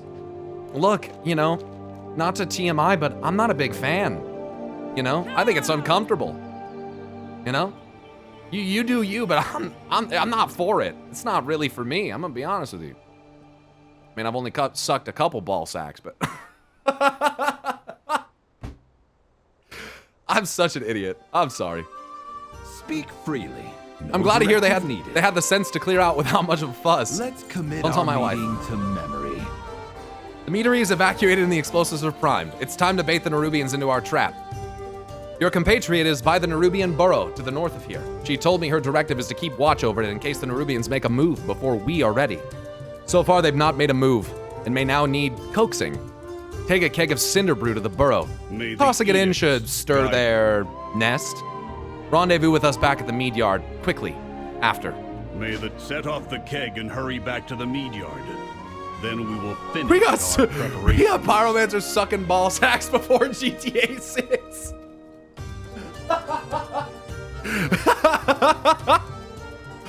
We got Titan conspiracies and pyro sucking ball sacks before we got GTA 6. That's on. That's hilarious. That's funny. Oh, give me that sack of hot. No. Spin on that thing. It's disgusting. All right, let's get off of this. Let's stop. Let's stop. Keg of cinder brew mead taken. Okay, here we go. Chat's out of control. You guys are unhinged, and I don't approve of it. Who would ever act such a way?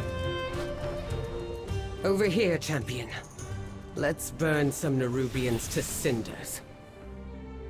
This temple itself is our prize. The means by which we will reduce your world to cinders. Still, I will not deprive you the chance to fall before an ancient wonder. Let this avatar be the end of you.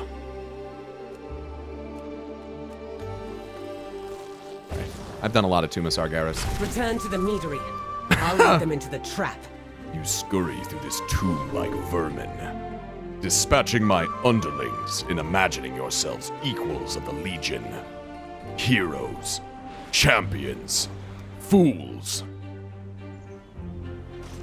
Rowan Full Menson. I just love that speech. Is there no end to your sanctimonious bluster, felon? You claim the mantle of prophet, but you always lack the vision what does he say? To see the inevitable destiny of our world. Of all worlds. How's the shit game known as the War Within so far? How's the shit game?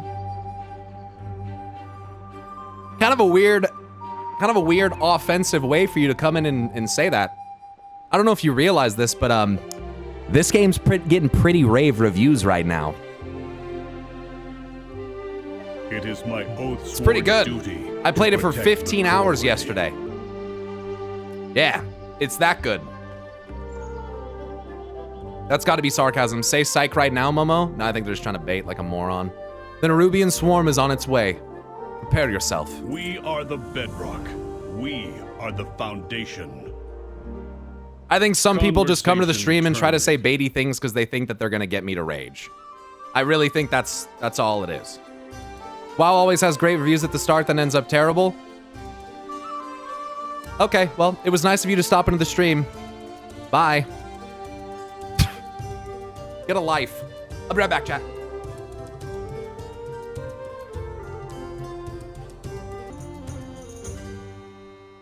Toxic people, return to your toxic land, please, aka Twitter. You know what I think the truth is, though, chat? I think that guy is too afraid to possibly admit that WoW is good and playable because he's so probably heart-torn. He's probably one of those people that, like, loves World of Warcraft, but is, like, feels like too betrayed by it to, like, be able to, like, come back to it or try it. I think there's a lot of people that honestly, they use that kind of negativity as a way to almost kind of make themselves feel better about that, you know, like sometimes people say something is bad when they know that it's not, just to make themselves feel better about not playing it. Does that make sense? Or like interacting with it. It's a coping mechanism. Yeah, sometimes. And so, while I'm not going to keep that kind of person around, like get the fuck out of here. No one needs your negativity like that. I also try to like understand, at least consider the possibility that some of these people are really masking the fact that maybe they wish that they could come back to WoW, or they want to, but they're scared, or whatever it might be.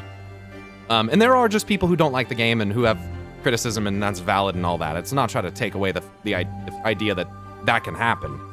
But, you know, game's been out for 2 days, and it's getting phenomenal feedback so far. And, you know, so just trying to, you know, going around and being like that just isn't very productive. Not productive. It's funny enough, I found your channel from a reaction to your big WoW rant some years ago. I have no idea what you're talking about. And now I'm just happily watching, seeing you happy with WoW and learning WoW lore and slowing down at the games through your approaches on the side. I mean, look, I had to learn to do that. I had to learn to do that. You guys, like I said before, you guys know how I felt 4 years ago. Everyone knows, you know? And honestly, for a little while when I was playing Final Fantasy, I'd say the same thing about WoW, because talking shit about WoW made me feel better about what I was doing. It's just true. Everything about Final Fantasy was so much better than WoW to me, even if sometimes it wasn't, because it made me feel better.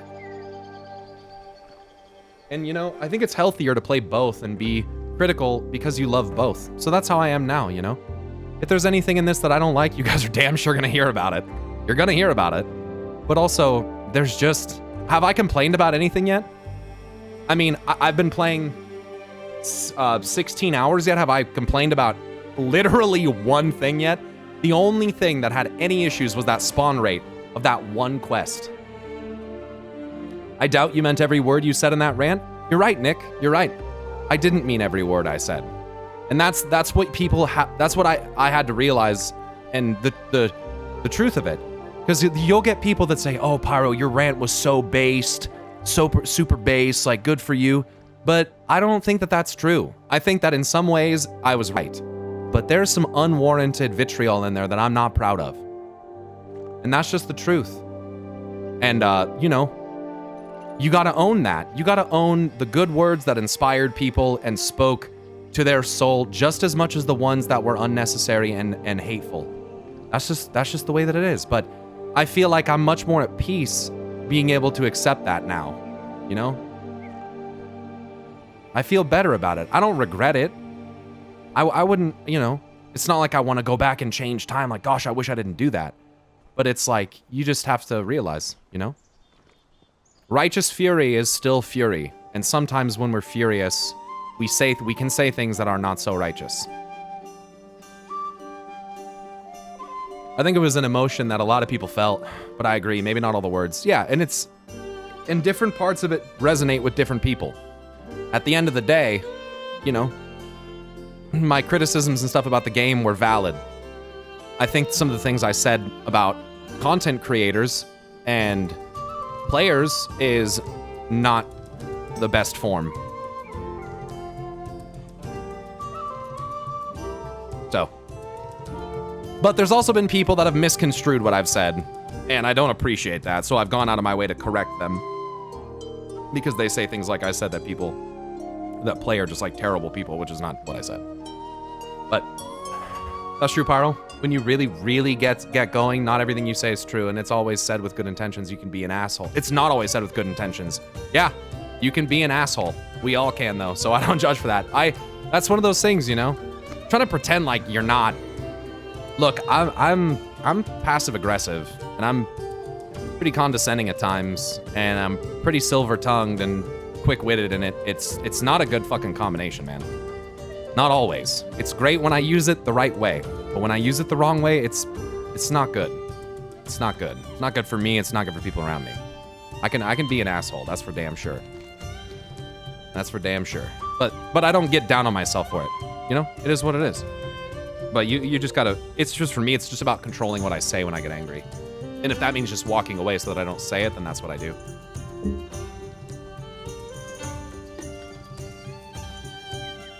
Not to minimize things, but I'm starting to notice life phases. Seems most people either become jaded in their 20s or learn to move past it and take things for what they are.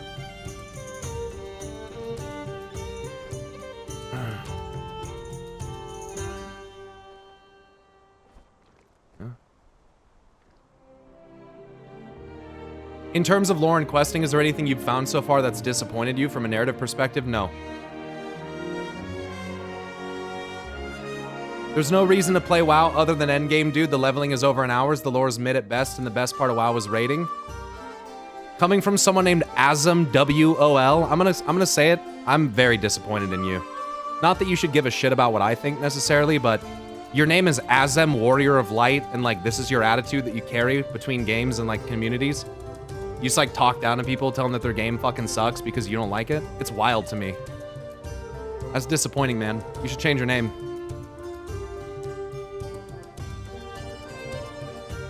I don't know. I follow the Nerubians will strike out in anger and pride, which is exactly what we want. They will swarm the meadery soon, seeking to punish us for attacking their burrow. We will hold them here on the ground while you take to the skies. When Xerix appears to command his army, we will light the fuses. Wenbrand scrounge together some supplies we can use to corral the Nerubians. Set them up quickly, and then we will get you on a storm rook. Go. The Nerubians will soon start swarming from the north. Yeah, for me, our defenses in their path. The honey will slow them down. For me, it's pretty wild. Mead and pollen will help us tear through them. People complaining that leveling is too fast is the most idiotic shit I think I've ever fucking heard. It's actually unreal. People can never be sated. It's either too slow, it's too fast, it's this, it's that. How about you just don't beeline through the story and actually stop and play the video game? What a concept. How can you say the lore about something is shit that you were done with in 4 hours? You don't even know. So don't pretend like you do know. You're speaking of a place of ignorance and anger. And you don't actually know. You come to the stream of a guy who is playing every single piece of content, who's played for almost 20 hours and hasn't left the first zone. You want to know why? Because there's a tremendous amount of story.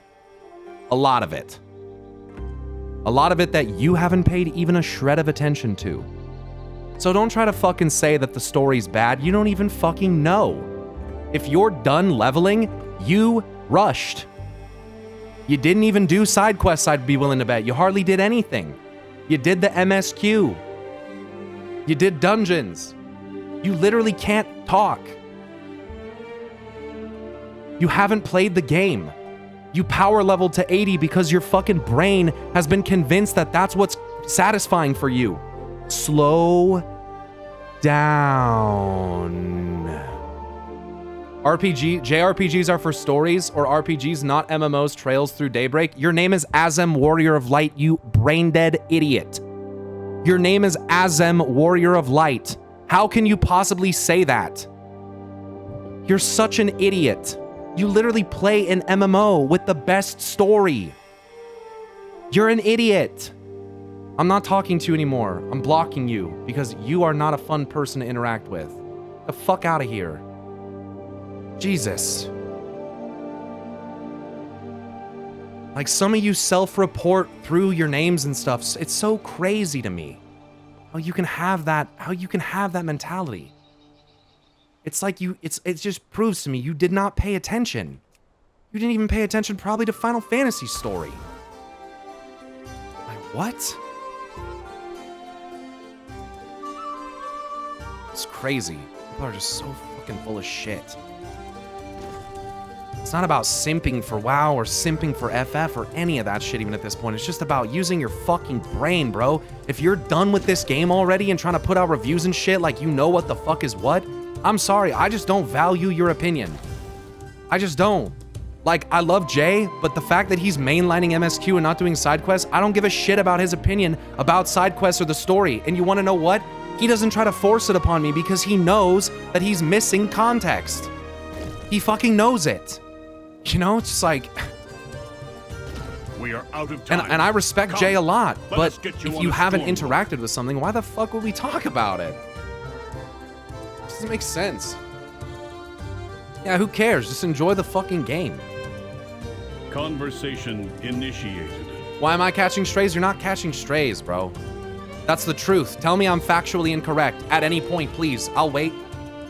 Tell me I'm wrong. It's not about shots. He's not getting buried, chat. Don't stop saying that. I'm not burying him. If you were to ignore his comment, we would ignore negative effect of his comment. You're not necessarily wrong. I'd rather watch Pyro going through the stories instead of myself.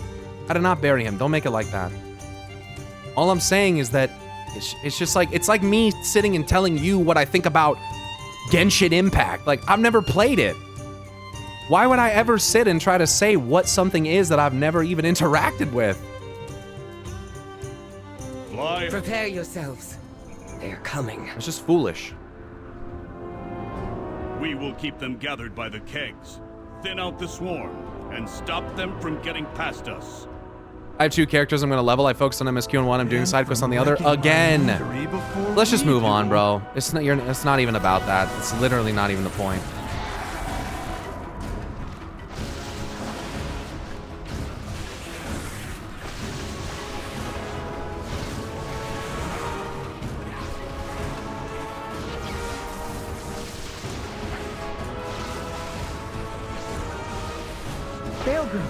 They're chewing through the fuses. We still have 2 fuses left. Keep fighting. Keep drawing them in.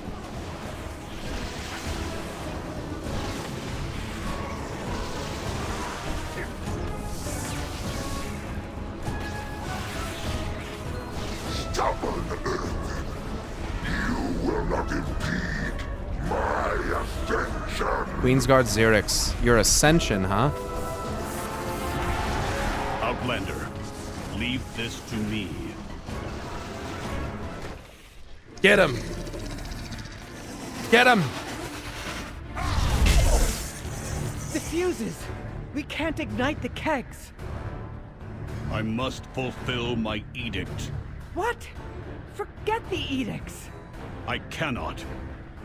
That is why it must be me. You must guide the Earthen. Balgrim! One last ride, then you're free. Damn! He's really going for it, huh?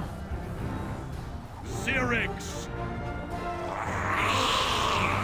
My directive is to protect this isle and the Earthen. All the Earthen. He's like, stop! I can only look up so high! To the Titans! Long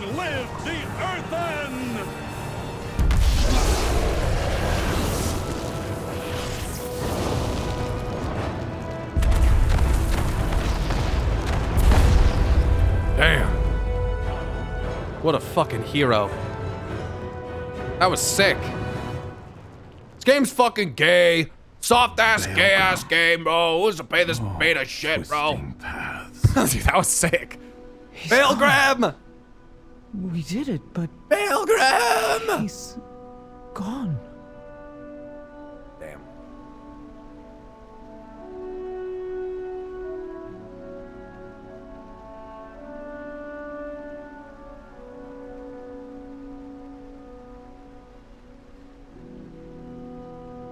Man, I'm glad we can have a discussion. Moderator here to smack a regular question. You literally followed the stream to tell your joke? Yeah, this guy's been annoying me the whole time actually, so I'm just gonna go ahead and handle that.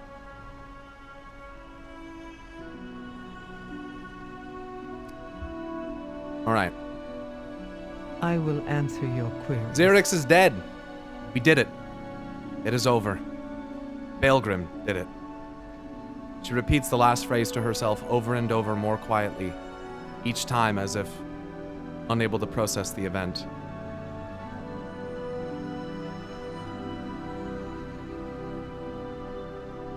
Conversation terminated. We dealt a heavy blow to the Nerubians, but Bailgrim... Adelgon pauses to compose herself. He was infuriatingly rigid, and we argued ceaselessly, but in the end, he was a defender of our people. All of them.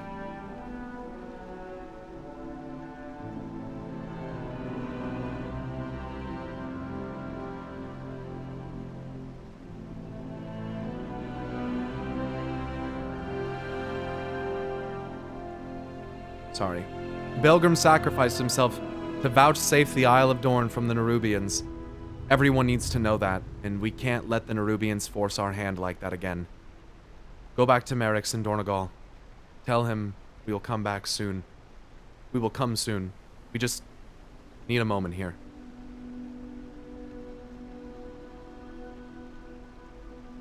He said he had to complete his edicts. What if the Titans have to complete theirs? Yeah. I think that they're bound by oath in some capacity. And that there is a possibility that they are following some kind of directive that they can't stray from. Save life whenever possible. That's what it says in Chronicle. The Titans swore an oath to protect life whenever possible.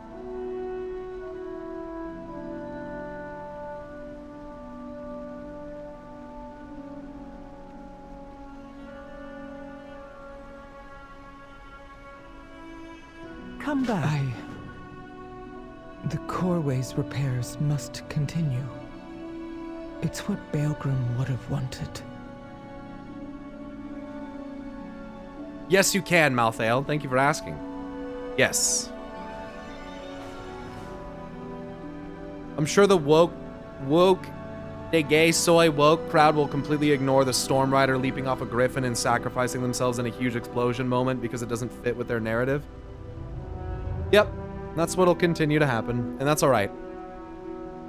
There are some of us who are genuinely enjoying ourselves, and there are some of us who are only doing it because it's the only thing we have.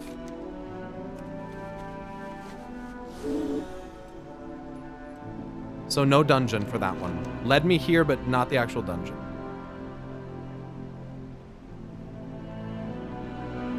And everyone likes different things. It is what it is. But there's a difference between liking different things and being like, Anduin's a soy boy, cuck, baby, little bitch. It's like, okay, dude. You're literally just like a Twitter chud. Like, shut the fuck up. I would also imagine you're probably single. Probably don't have a lot of social interaction with other people. And if you do, I suspect it's not very many women. And if you do, I suspect that they don't like you very much. It's like, people are just so weird, dude. They're just like so fucking weird. Imagine talking about your feelings. Like, yeah. Imagine. I see you return alone, Outlander. Probably should. I presume not all went well. No. It's interesting that you could presume such things, Merix, considering you know. Fucking asshole. Hey, they're all here. We will find Xalatath. Do not be lulled into a false sense of victory. Xalatath yet lives. So long as she schemes in the shadows, the safety we've secured her is fleeting, just as it was in Dalaran. While Anduin and the Earthen tend to our wounded, I will protect them the way I know best. Valyria clenches her fist. By slaughtering all who threaten us. She cannot hide from me.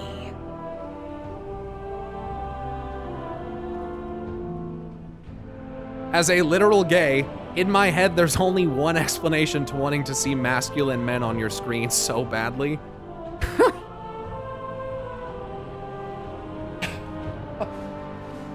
Look, dude, you make whatever assertions you would like. I'm not gonna go there with it, okay? I just believe that all people should have a friend or a family member or someone to confide in, to which they can express their feelings and sift through things going on within themselves. That's my belief. I'm not trying to say anything beyond that. Followed. I know you're just messing. I mean, I feel like that goes hand in hand with like the classic, why do you play a girl in video games? And it's like, well, because if I'm gonna stare at an ass all day, I'd much rather it be a girl. Like, I love it, dude. Just classic video gamer shit. It's like, dude. Gay equals knows everything about men. Don't think that's what's being said, okay? Calm down, straights. It's gonna be okay, guys. We're gonna be okay. Don't let the gay guy's opinion make you feel like less of a man. It's okay. Let's move on from this right fucking now. Return to the coreway. Here we go. With the help of Adelgon's workers, the major repairs on the coreway's machinery are complete. Titan's willing. It will soon be fully functional once again. You ready? Must go. Apologies. You're alive, but what of the others? Conversation terminated. Pity. We heard the echo of the explosion from here. I presume you've found victory, but your solitary arrival suggests not all is well. What happened? Rubble salvaged wasteguard. Very well. Tell me what has happened. Council Ward, we have bad news. Conversation initiated. Our people must know what Belgrim did for us. Tell me what happened at the meadery. Forge your own path. We have repelled the Nerubians, but Belgrim is gone. I see. So he fulfilled his edict.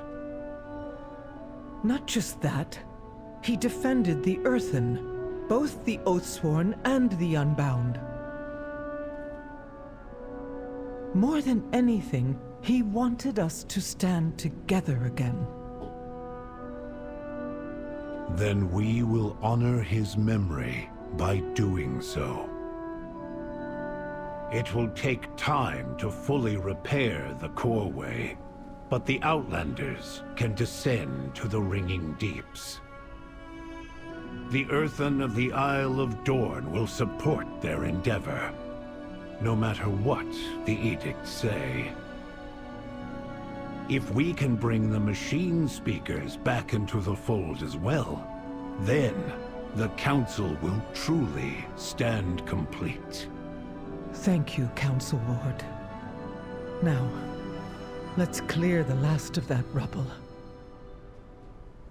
Witness the coreway's restoration. Conversation initiated.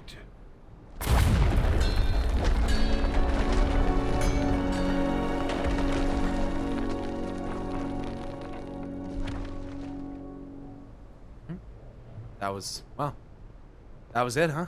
That was Corey's restoration. You address the Council Hey, we all learned from Ward of Belgrim's Dornigal. valor. He died to preserve our people, our unity. We must not let that be in vain. Must go. Outlander. Nice. I will accompany you to the Ringing Deeps. It is my home, and it too may need defending.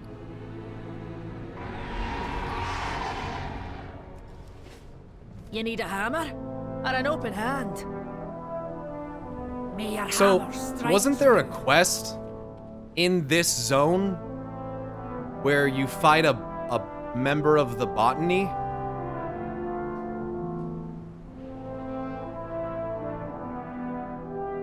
There's a stay a while and listen with Illyria. It's in the next zone? Why were people asking me about it already when I was clearly still in the first zone then? What the fuck? I thought it was something in this zone. I was like, no, I haven't seen that yet. If people are asking about the next fucking zone that I literally haven't done the MSQ to get into, there is one quest in this zone, is there? It was in this zone? Where is it? It's a wanted quest? Top right. Okay. It's in the area where you have to shear the sheep. I remember that. Let me get this stay a while and listen with Illyria. Illyria, I heard you helped corner Xerix at the meadery. Thank you. The Nerubians took so much from us. I will not let them do the same to the Earthen. They've been good allies. And gracious hosts. A welcome surprise, given that they've been living in isolation for thousands of years. That may not entirely be the case. I asked about why they keep calling me Arathi. And apparently, an Arathi armada arrived on Kazalgar a number of years ago. They're said to have formed a settlement in the caverns beneath the island. It sounds impossible. Holy shit, dude. But if it's true, I want to see it for myself. They could prove to be allies in our fight against Xalatath. No. We've secured a measure of safety here. Don't abandon it to chase shadows in the dark. Isn't that what you're doing? I'm doing what I must. Hunting down every last Nerubian. Following their trail back to Xalatath. And claiming vengeance for our dead. I'm sorry. I didn't mean to... Remain in Dornagal, Anduin. Leave the shadows to me.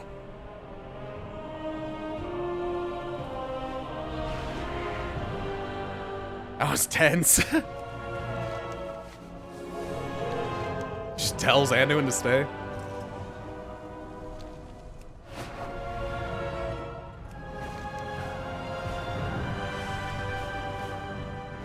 Armada usually is more than 5k. Holy fuck. I wish they just had the dialogues play out automatically. So I was thinking about that. I think it's at the ranch. I think that it would be nice, and let me know your thoughts. I think it would be nice if an NPC has a stay a while and listen. Really enjoying doing all the quests myself. Thank you. I am really enjoying it. Yes, it's I think it's very good. Thank you for the Prime sub for 4 months. I think that if they have a stay a while and listen, that they should have a little dialogue box over their head or something. Like they should have an indicator above NPCs who currently have a stay a while and listen. I really think that they should be indicating that. Their name shows up above their head, but there should be like a little thing above their head, maybe. They do have a speech bubble now. I must be blind. I'm pretty sure they have a speech bubble over their heads before you talk to them. They do.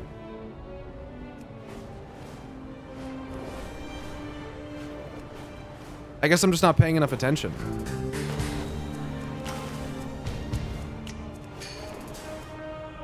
Illyria had one just now, did she? I just clicked right on her, so I didn't really even think about it.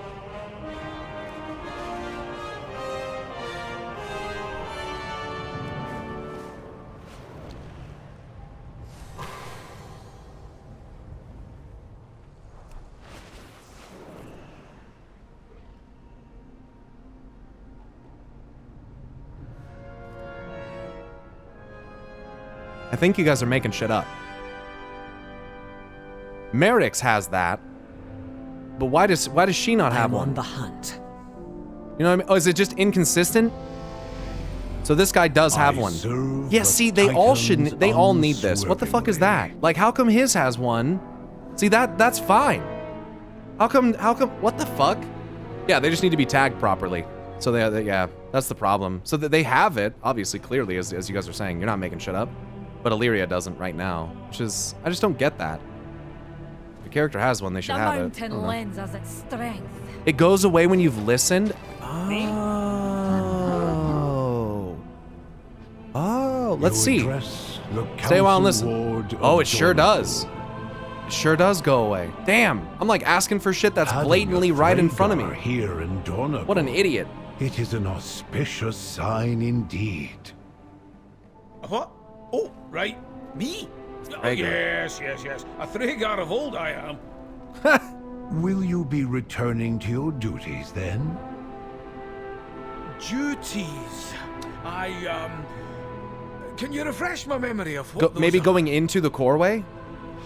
Going into the core, maybe? I suppose your memory is like mine.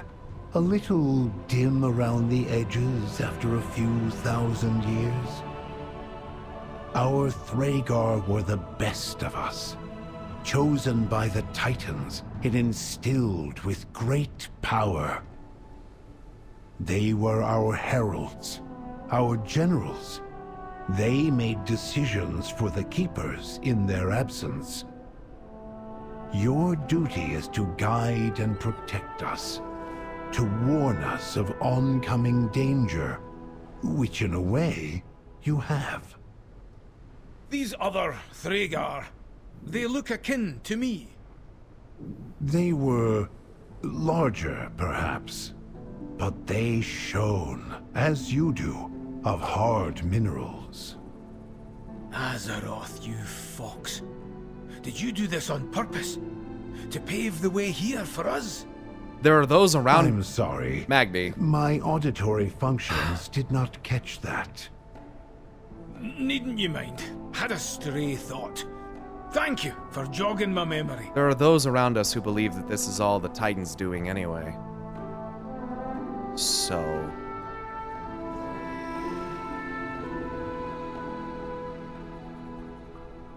yeah, it does go away. Damn.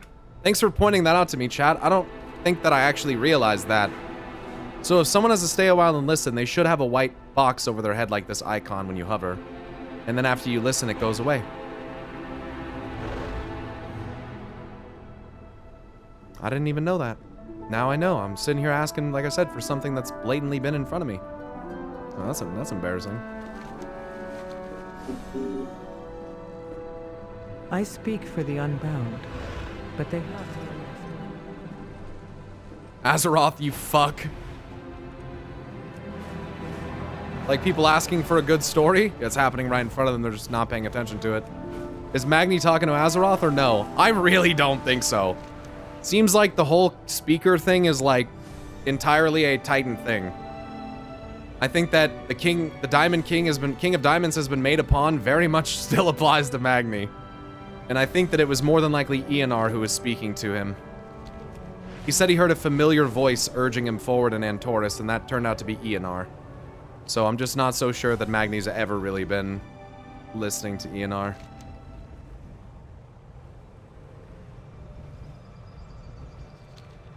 I actually don't remember where I did the sheep thing. Was it? Oh, it's here.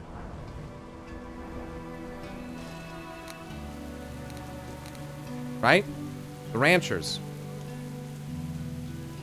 Oh, here it is. Rancher Edidithet. Oh, I'm missing a couple quests here.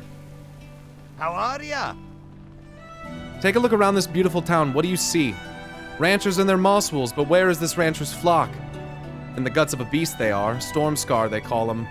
Stormscar, whose howl is as the thunder, whose bite is lightning, whose belly is full of my life's work. I came here to buy weapons, and all we have is ranching equipment. You look strong. Would you put an end to Stormscar's reign in our pastures?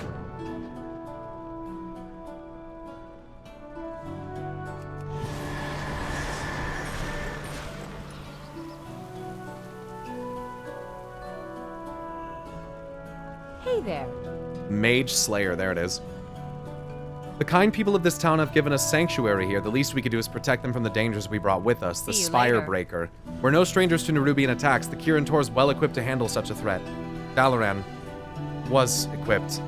I cannot fend all of this town's foes, but you might be able to. I spotted an ambush near the road on the way here. An all too familiar tactic of an all too familiar foe. Go spring the trap and slay the monster that lurks below. Safe travels. See you around. I confess I've come here with reason. There's one entity that may be out there still that cannot be allowed its freedom.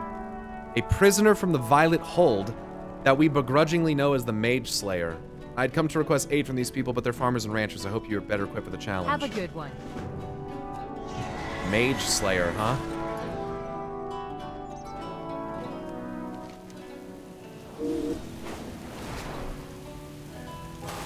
Mage Slayer is a HOTS talent for Illidan to reduce magic damage during evasion.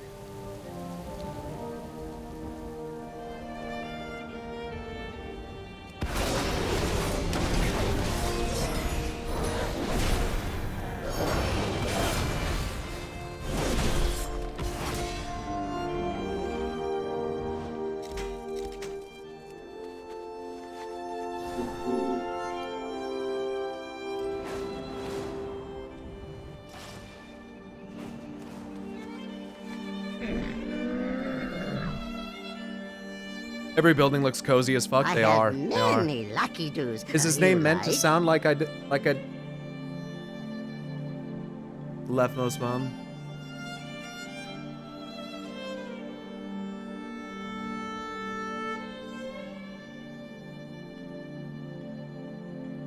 Call me crazy, but the Arathia Emperor might be a Thrager. I mean, how could you possibly know that at this point? Yeah, I don't know. I haven't seen anything that would even remotely indicate something like that. But we'll find out. It'd be very strange for the Arathia Emperor to be Thrager, in my opinion. It'd be very, very weird, considering it's a colony of humans. Unless they were working with the Titans, which doesn't... I don't know if that really makes any fucking sense at all. May your feet Doesn't really find make any good sense at all. treasure. Lucky dogs. See ya.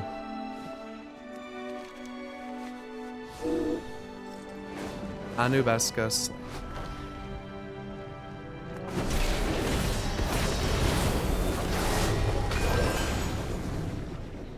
See ya.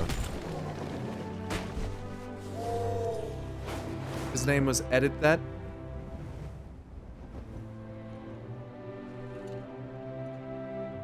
Yeah, I have the quest. I got ahead of you now, and I will make myself look smart by spoiling you. Isn't a good tactic to use, chat. Just saying, we catch on pretty quick. Yeah, you never know. I don't know if that ends up being true or not, but you know, it's just like a very out of left field kind of thing to say. Didn't the Earthen say Thrager were taller? Could have been Vrykul. Could have been. Yeah, they're usually bigger. So unless it's just a giant dwarf, then it could be something like a Vrykul. You're off work now and you get to play? Good, Fox. I hope you enjoy it. I think he said that because Earthen are taller than dwarves.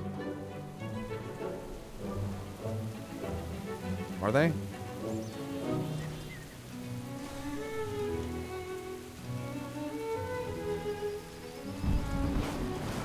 Vrykul do seem to be missing.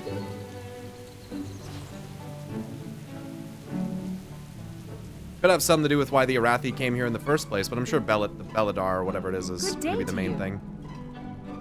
See you around. See you later.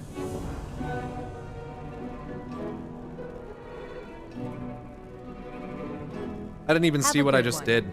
A nascent spore flies off into the wind after killing that thing. Yeah, I didn't pay literally any attention to killing that. The Mage Slayer is known to extract all the mana from its victims to be used as batteries in grand rituals.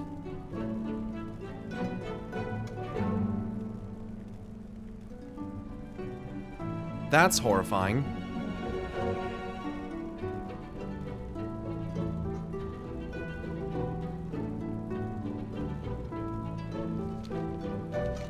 I'm gonna do that one again. How are you? Safe travels. I was like too busy. I was too distracted looking at chat. Didn't even pay attention at all to what I was killing. Let's see. Fallen Mage Essence. Listed as an elemental. Mana Burst. So one of the bosses in Nighthold is really interesting. High Botanist Talarn, who was once an elf. He used the power of nature and arcane to basically turn himself into one of these, which is pretty fucking crazy. I think Khadgar remarks like, the castle gardener turned himself into a plant, and Thylistra's like, what can I say? He took his job seriously. The mythic version of the fight, there's three of him. One is nature and green, and uses like spores and stuff. One is purple and arcane, and uses stuff more aligned with that. And the last, like this, and the last one is solar, it's yellow, and uses like sun and solar abilities. Nascent spore flies off into the wind, so he'll probably be reborn via the same spore. These are from Draenor, right? Yes, they are. These are descendants of spore mounds, and of Genesaur, and of things that should not be here.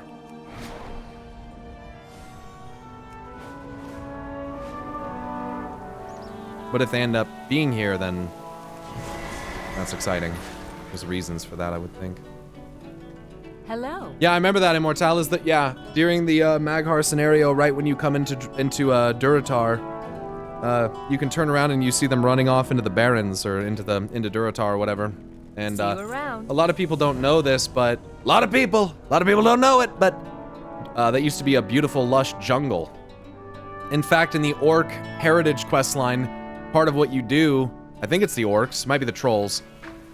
You do something to like restore or like comfort a Loa that's like in that area, and it starts like growth of plants and stuff around there, like a little oasis kind of thing, I believe. And so I think it's implied that like perhaps the jungle in Durotar could actually be like, could regrow. And if the botany are out there, they can hyper accelerate that growth. I would also like to point out that back in Cataclysm, I think, maybe even before that, Neralex, who's a night elf, is down in the Barrens as well. And he has accidentally basically torn the veil between the Emerald Dream and reality a little bit, and the Emerald Dream is like violently seeping into reality, causing like a bunch of growth and like, you know, unchecked stuff that's basically kind of taking over. You combine that with the fact that the area already used to be heavily fertile, and that there's botany maybe escaped there now too. That's a lot.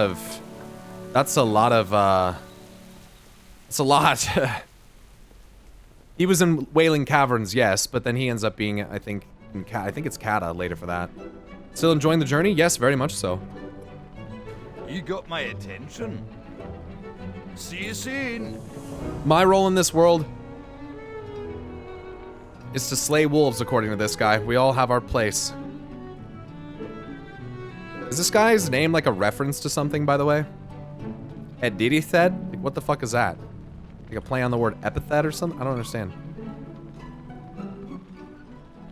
The thing he opened from the dream was called the Nightmare Scar? Yeah, that sounds familiar. Slay what? Wolves, apparently. Sorry, man. Not you. I mean, you're cool. You're chill, I think. Nelly deals for a friend of the Grummles. Like you. The wolves that I slay typically don't put Mr. in front of their name. Oh, I'm finally starting to get gear that's higher stats.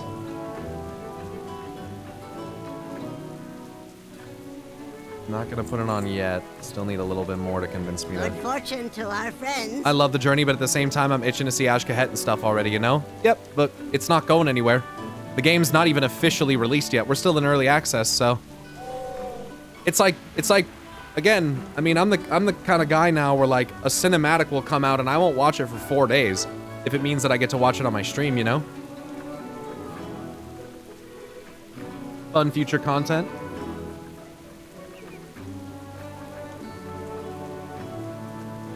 I think one of my things is like wildly behind. One of my chats is like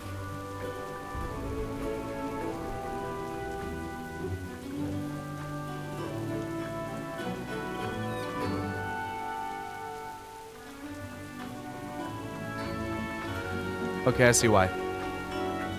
YouTube was behind a bit. Yeah, there seems to be maybe some kind of... We dropped a bunch of frames at some point. Twitch was like 2 minutes slow.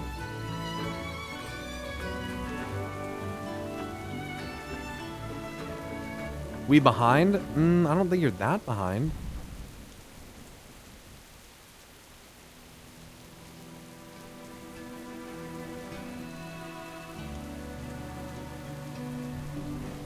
Yeah, I mean this... No, Twitch is up to date. Twitch is up to date. No, we're good. And then check YouTube. And then check YouTube. I mean, I think it's fine. Yeah. That's good. I think I just lagged a little bit earlier from something. Sorry about that. Okay, so nice. Now we've done those. Was not expecting to see one of those little shits up here. But he was up on a waterfall. Which is also curious, because he's like gathering the essence of magic. So the fact that this guy's chilling up, it probably doesn't mean anything, but the fact that he's chilling up here by this water that is cascading down from a place that may be Site 0 inside of this mountain. Like, we don't even know what it is. It just kind of concerns me. I don't like the water coming down from mountains type stuff, and especially in Titan-affected areas, because, you know, I just think they're putting order in the water and stuff.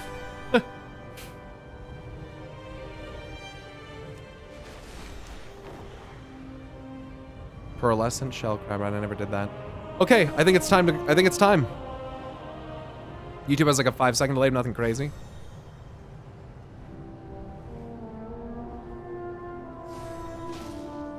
Also, what are these? These are what, just like earthen sculptures? Like, what are these? Besides, like, D&D dice or whatever.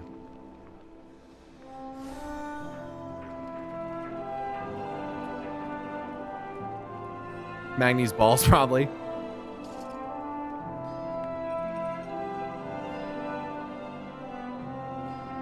They're bestagons. They're decoration? Ah, very astute of you. Yes. They're decoration, Pyro. Obviously.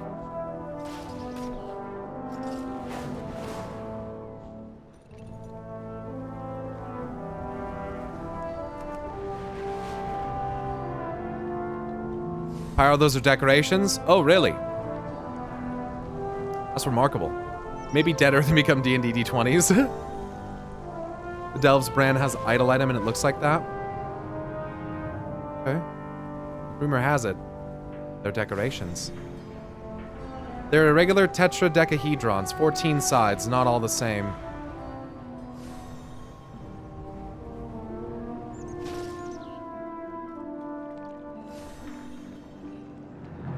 Yeah, they sure are.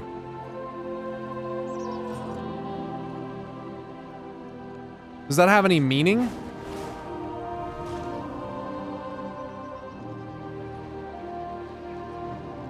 I'm just kidding, you guys are just straight trolling me now, dude. What the fuck? What is this chat? Maybe decorations? No clue. What's even more interesting than these decorations is your quest UI. What is it? Dude.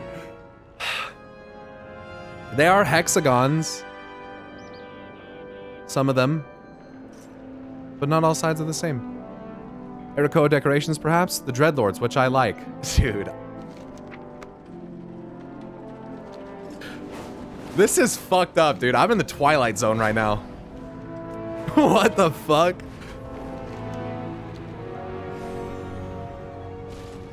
Let's go to the Ringing Deeps, dude. Holy shit. Let's get down to business then. Onward and downward it is then. We'd best follow Speaker Brent and see what state the Nerubians have left their home in. Magni, Dagren, and I will accompany you down in due time.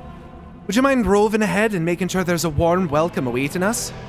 The three hammers stand as one. Exit to Dornegal. Find Speaker Brinth at the bottom of the coreway.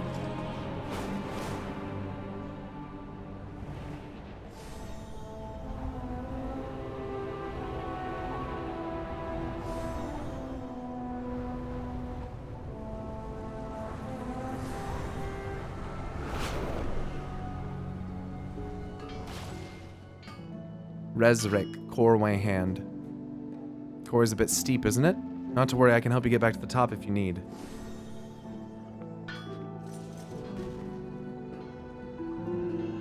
Look at that trail of energy. That was interesting. I don't know if that's just a breeze or what that is.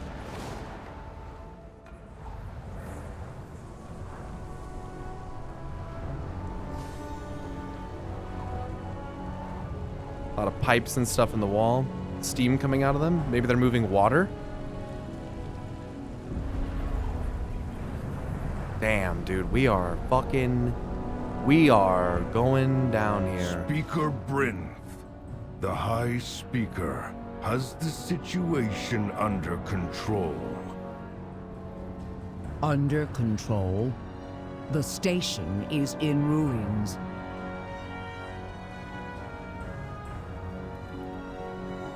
Okay. Foreman Ujax. What is your query? By the Titans! It looks like the Nerubians did a number on our station. But I see no spidery fiends here. Only struggling machine speakers. Back to work. I've been away too long. Machine speakers are clearly not faring well. Does the High Speaker know about this? Nerubian sabotage and gross negligence are a devastating combination. We need to get Ironhall Station up and running as soon as possible. It's a vital link between the Ringing Deeps and the city up above. Please help our injured workers, collect any salvageable cargo, and restore safety to Ironhall Station. Return. This is unacceptable. If Uzjax won't be injured, then we will. Uzjax. Ironhall Mechanist. Another interruption. Sorry, Machinist. Nothing to see here. Move Stay along. productive. Getting off track. Speaker Brinth acknowledged. Outlanders, there's work to do. One of our larger minecarts has derailed. It's blocking the station's main junction. My workers' productivity is impaired and their functioning is suboptimal. Titans put us here to work, but my workers aren't all working. Could you go and get us back on track? Be careful. I can see you're made of flesh and bone. I don't want you to be crushed. Thanks.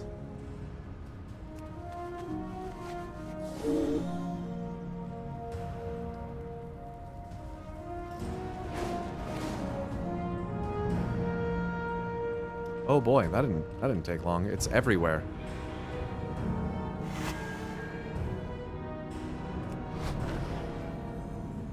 Gundergaz.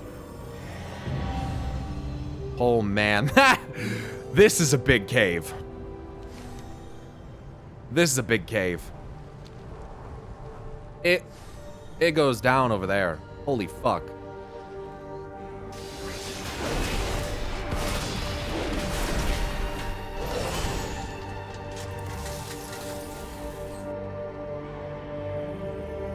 Expressing relief.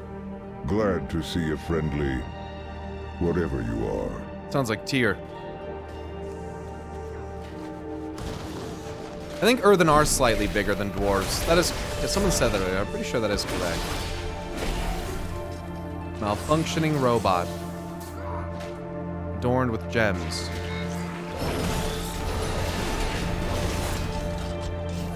Creeping lash room.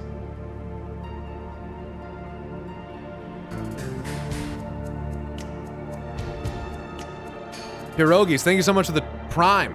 E-Wolf, thanks for the 2 months. Stands the Hunter, thank you for the 4 with the Prime.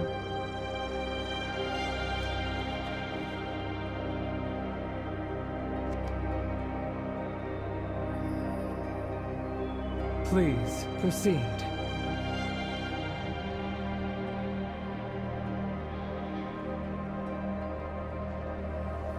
Painful.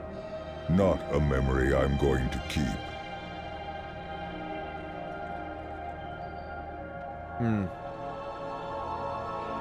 Do away with the bad ones, huh?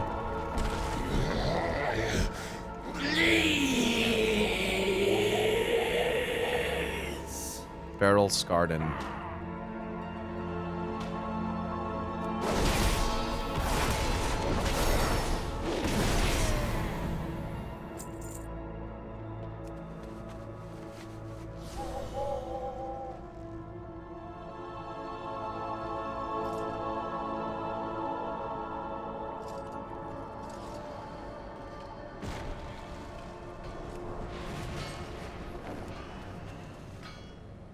Etched machine speakers reliquary. Codified greenwood. A refined piece of Earthor's spear. I don't know what Earthor's spear is.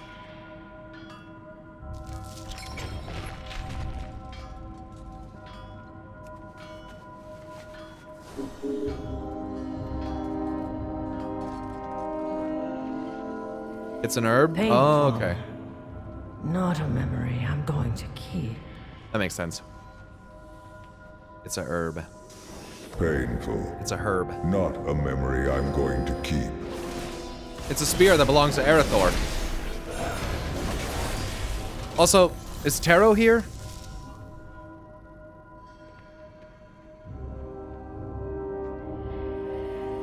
Check on the others. I'm functional. Common plowworm. Gross.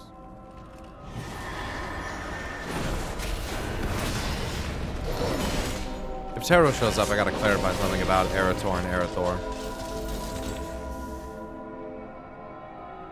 He might just be AFK. It's all good.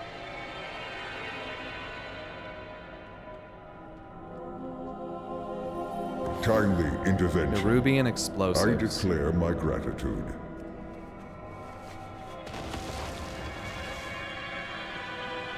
What are these worms? Great question.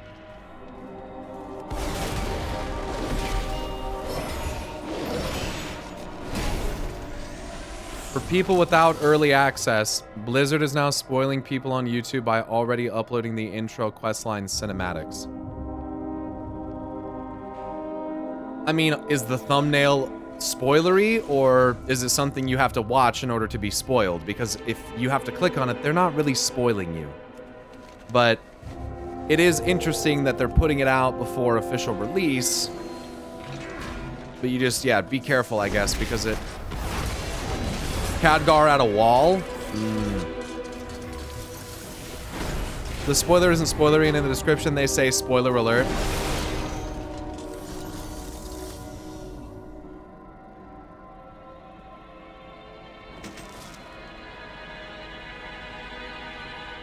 Please proceed. I mean, look, it's not as bad as when they put the fucking shirt on the merch store that said in the description that Sargeras was gonna stab his sword into the earth. You know? It's not as bad as when they did that shit. You guys remember that? The end of fucking Legion? Before the fucking cinematic was ever seen, they put out a fucking shirt that literally said what he was gonna do. Unbelievable. Then it got taken down. It was embarrassing. Embarrassing. Oh, Tara, I was just gonna clarify for you. Yesterday you asked me about Earthor, and I thought you were asking me about Eretor, Illyria and Turalian's son, but now I'm realizing that you were asking me because of Earthor and Earthor's spear and the Arathi and stuff like that. So, what I said about Eretor, that does not pertain to what's happening down here. Just to clarify, the Earthor is a completely different thing. Yeah, nah. Root of the Arathi Empire type shit. Not Elven Eretor, so that's my bad. The machines must be preserved. Thank you for getting the workers on their feet. You've restored order, or at least enough for us to get back to work. Eretor, leader of the Erakoan Herbalist Guild.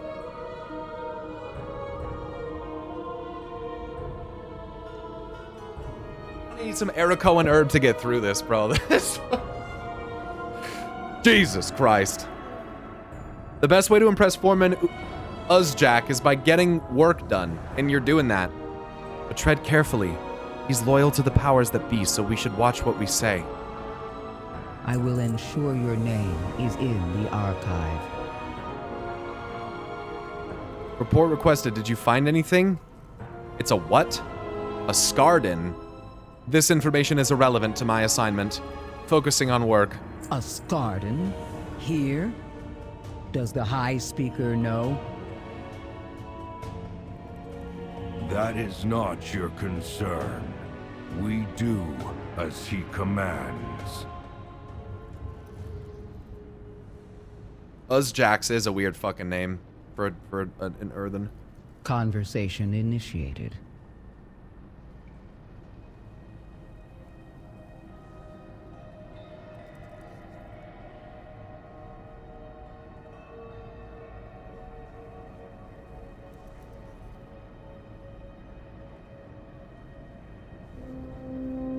I'm seeing legitimate concerns. We have to do something about the Nerubians, even if the High Speaker won't. If he won't do something, I will. The High Speaker sent me to the surface because I wasn't reasonable. I think we should have a chance to reason with him. We'll need to go to Gundergaz. Task resumed. Gundergaz. Considering dwarves and earthen. Directive.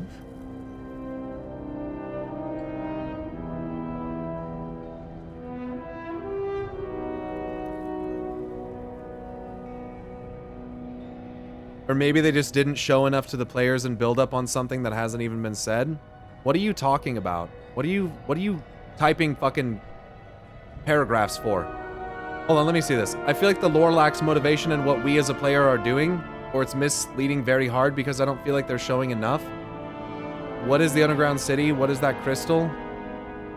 You play the game to find that out. That's why you play the game.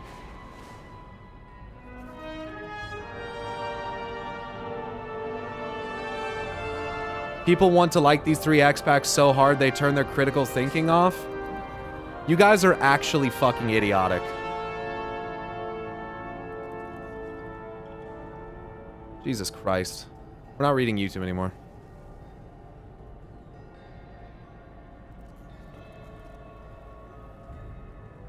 Okay, let's see. Permission to be a Tolkien nerd real quick.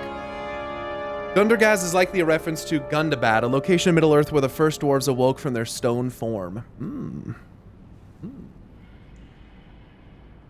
Who is this High Speaker everyone keeps talking about? May the deeps continue to ring.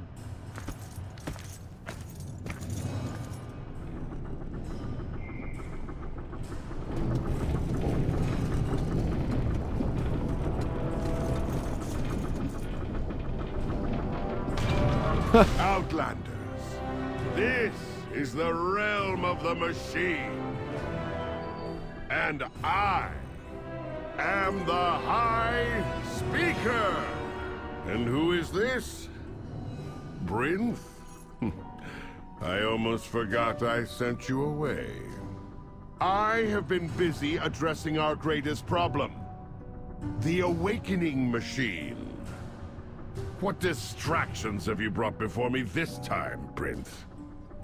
These Outlanders crashed on our shores. I have no time for your misadventures. High Speaker, the Nerubians. Enough! Outlanders, you may wander where you will. But when you are done, return from whence you came.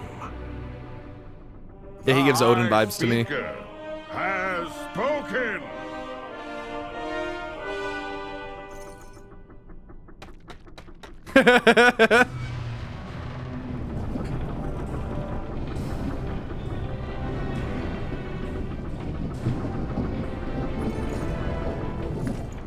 Utter bellend, dude.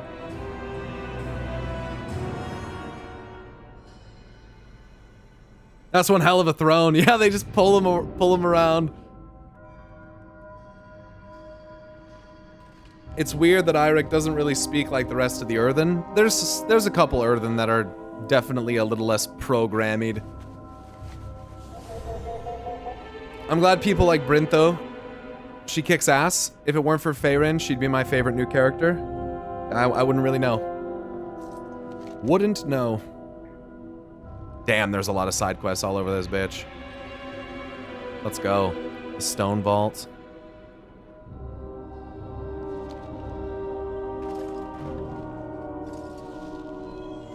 Oath Eater.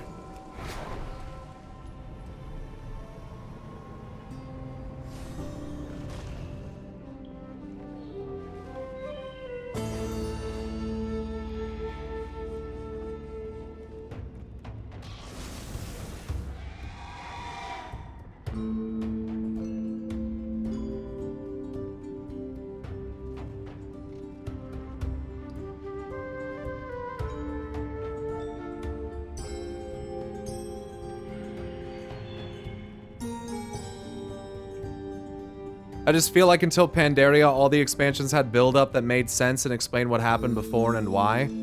I feel like you're looking at it through extremely rose-tinted glasses, bro. I really don't agree with you. I don't agree with this, like, we have no idea what Zal wants or where she came from. Bro, I'm not interested in this, like, desire for, like, a one-dimensional character that you know everything about, that's, like, has no mystery or, like, anything to discover. That's what the fucking game is for. You play the game to discover the story. You don't learn the story to convince you to play the game. Like, you play the game for the story.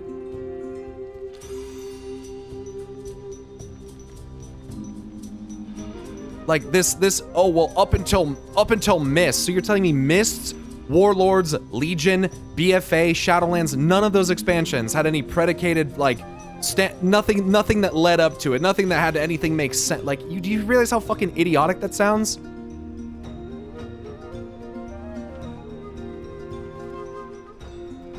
I feel like you're really looking at it through this, like, era of, like, oh, up until Kata is the best version of WoW, and, like, it just gives that vibe of, like, look, I don't know what you know, I don't know what you paid attention to, but I've been playing since Mists of Pandaria, and I feel that most of the expansions and how they're, like, led up to in terms of, like, what is the threat, what are we doing kind of thing, are pretty fucking clear for the most part. And maybe that's me giving too much credence. It doesn't mean that the story is good. It doesn't mean that the theme is good. But this idea that you're portraying, that it's just, like, so obscured as to be completely incomprehensible, I just don't agree with you. I just don't agree with that. You have my focus.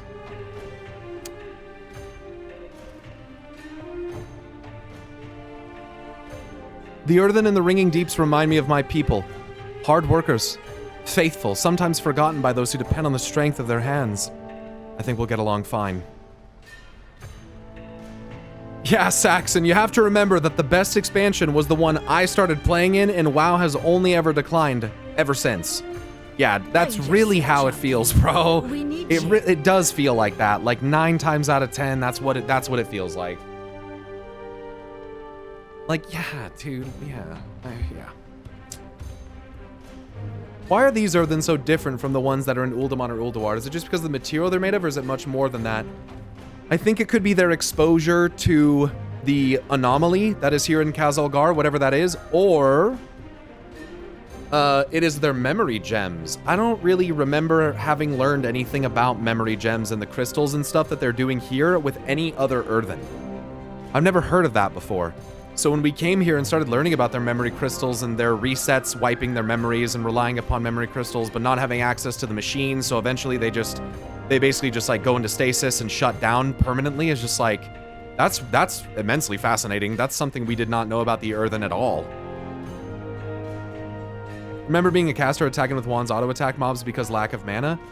I actually don't, but I remember playing a version of that game temporarily where that was the case, and I thought it was fucking miserable.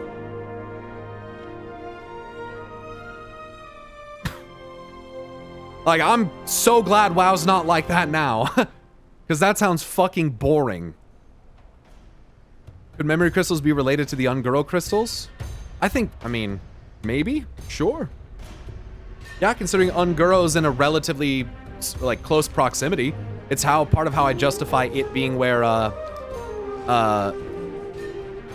Iluna here was planted.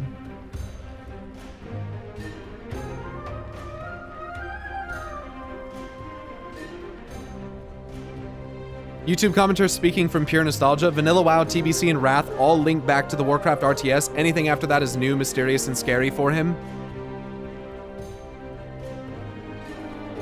Maybe.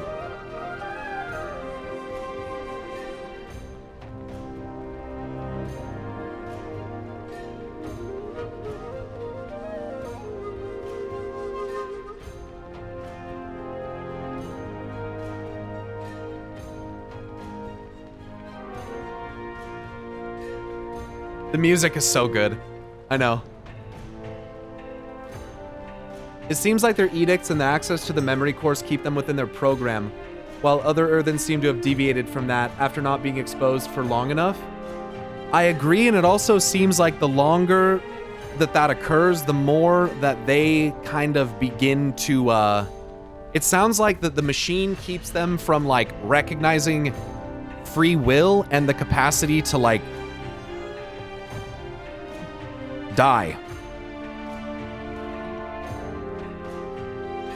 You know? Like it's so interesting because you see them develop this tendency to, like, even as machines seek an end, that even they, like, come to realize and accept that, like, maybe they're not supposed to exist forever. Maybe some of them have come to terms with the shutdown. And I just think it's very interesting because what it shows to me is that these Earthen, they have mortal tendencies. I think that's very fascinating. Personally, I do think that this feeds into the idea that Titan Forged and Earthen specifically, really all of them, are probably crafted from the essence of formerly mortal beings. Or that something about being exposed to Azeroth herself makes them develop those tendencies. Or both. I'm enjoying watching the current slow burn Pyrozon. I'm glad. Like Nier Automata, I haven't finished that game, so I don't actually know, but I played through the beta and the whole time I was like, I can't wait till Pyro sees this. Thanks. I've heard that a lot. Which is especially funny because Deathwing is from Warcraft 2, but Warcraft 3 Andes don't know that. Who's the fake Warcraft fan now?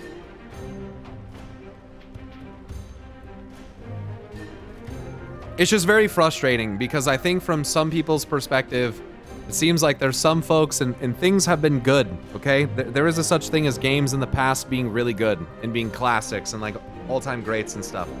But sometimes it feels like there are some people who are so stuck in, like, the past and what they believe WoW should be or what it was when they were growing up that they kind of can't accept for what it has become now. And I think that that's very frustrating. As someone who tries to embrace change in his life, it's very frustrating when you are watching people stagnate and kind of be stuck in the mud, so to speak, because they can't find any kind of way to enjoy things that are new. And it doesn't mean that there's something that it's their fault. Like, there's definitely reasons why people feel the way that they do. But sometimes it just really kind of feels like people are looking for almost any excuse they can to, like, justify why the game or the universe is just not as good as it used to be. And I don't know, man. Based on the amount of people playing this, even just in early access right now, I think that they're kind of missing the picture. Whether people like it or not, the world keeps spinning. The world keeps moving. Artists will continue to create and characters will continue to change. And it isn't gonna land with everybody, but change is inevitable. So you might as well start learning how to live your life embracing change and learning how to be joyous through it and finding the good parts in things. Otherwise, you're gonna stagnate, you're gonna end up just like an Earthen. Miserable and wanting it to end.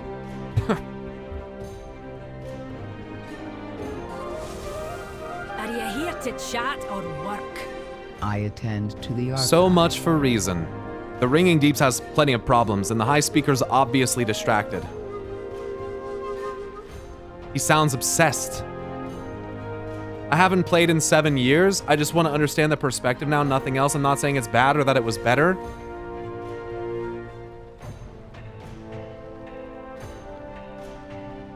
So wait, you've been saying all this stuff? You haven't played in 7 years? I don't understand how... I'm a little lost then. I guess we're not really on the same page.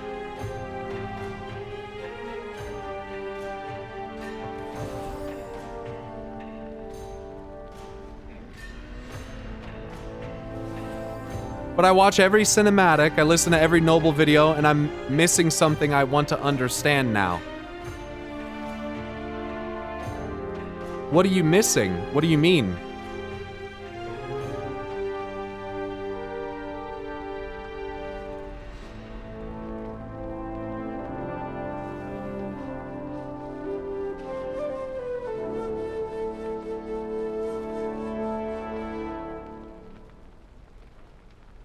%% trolling? No, I don't think he is. You gotta try to understand. You gotta try to understand.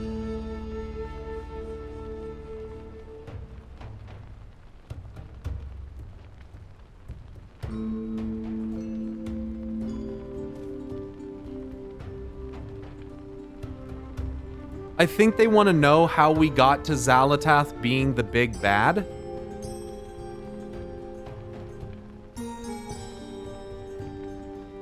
May your cogs hold true. Because I love the lore, I came here for answers. I'm missing how Zal can be a night elf. What entity is she? Why did Shadowlands happen and what was the outcome?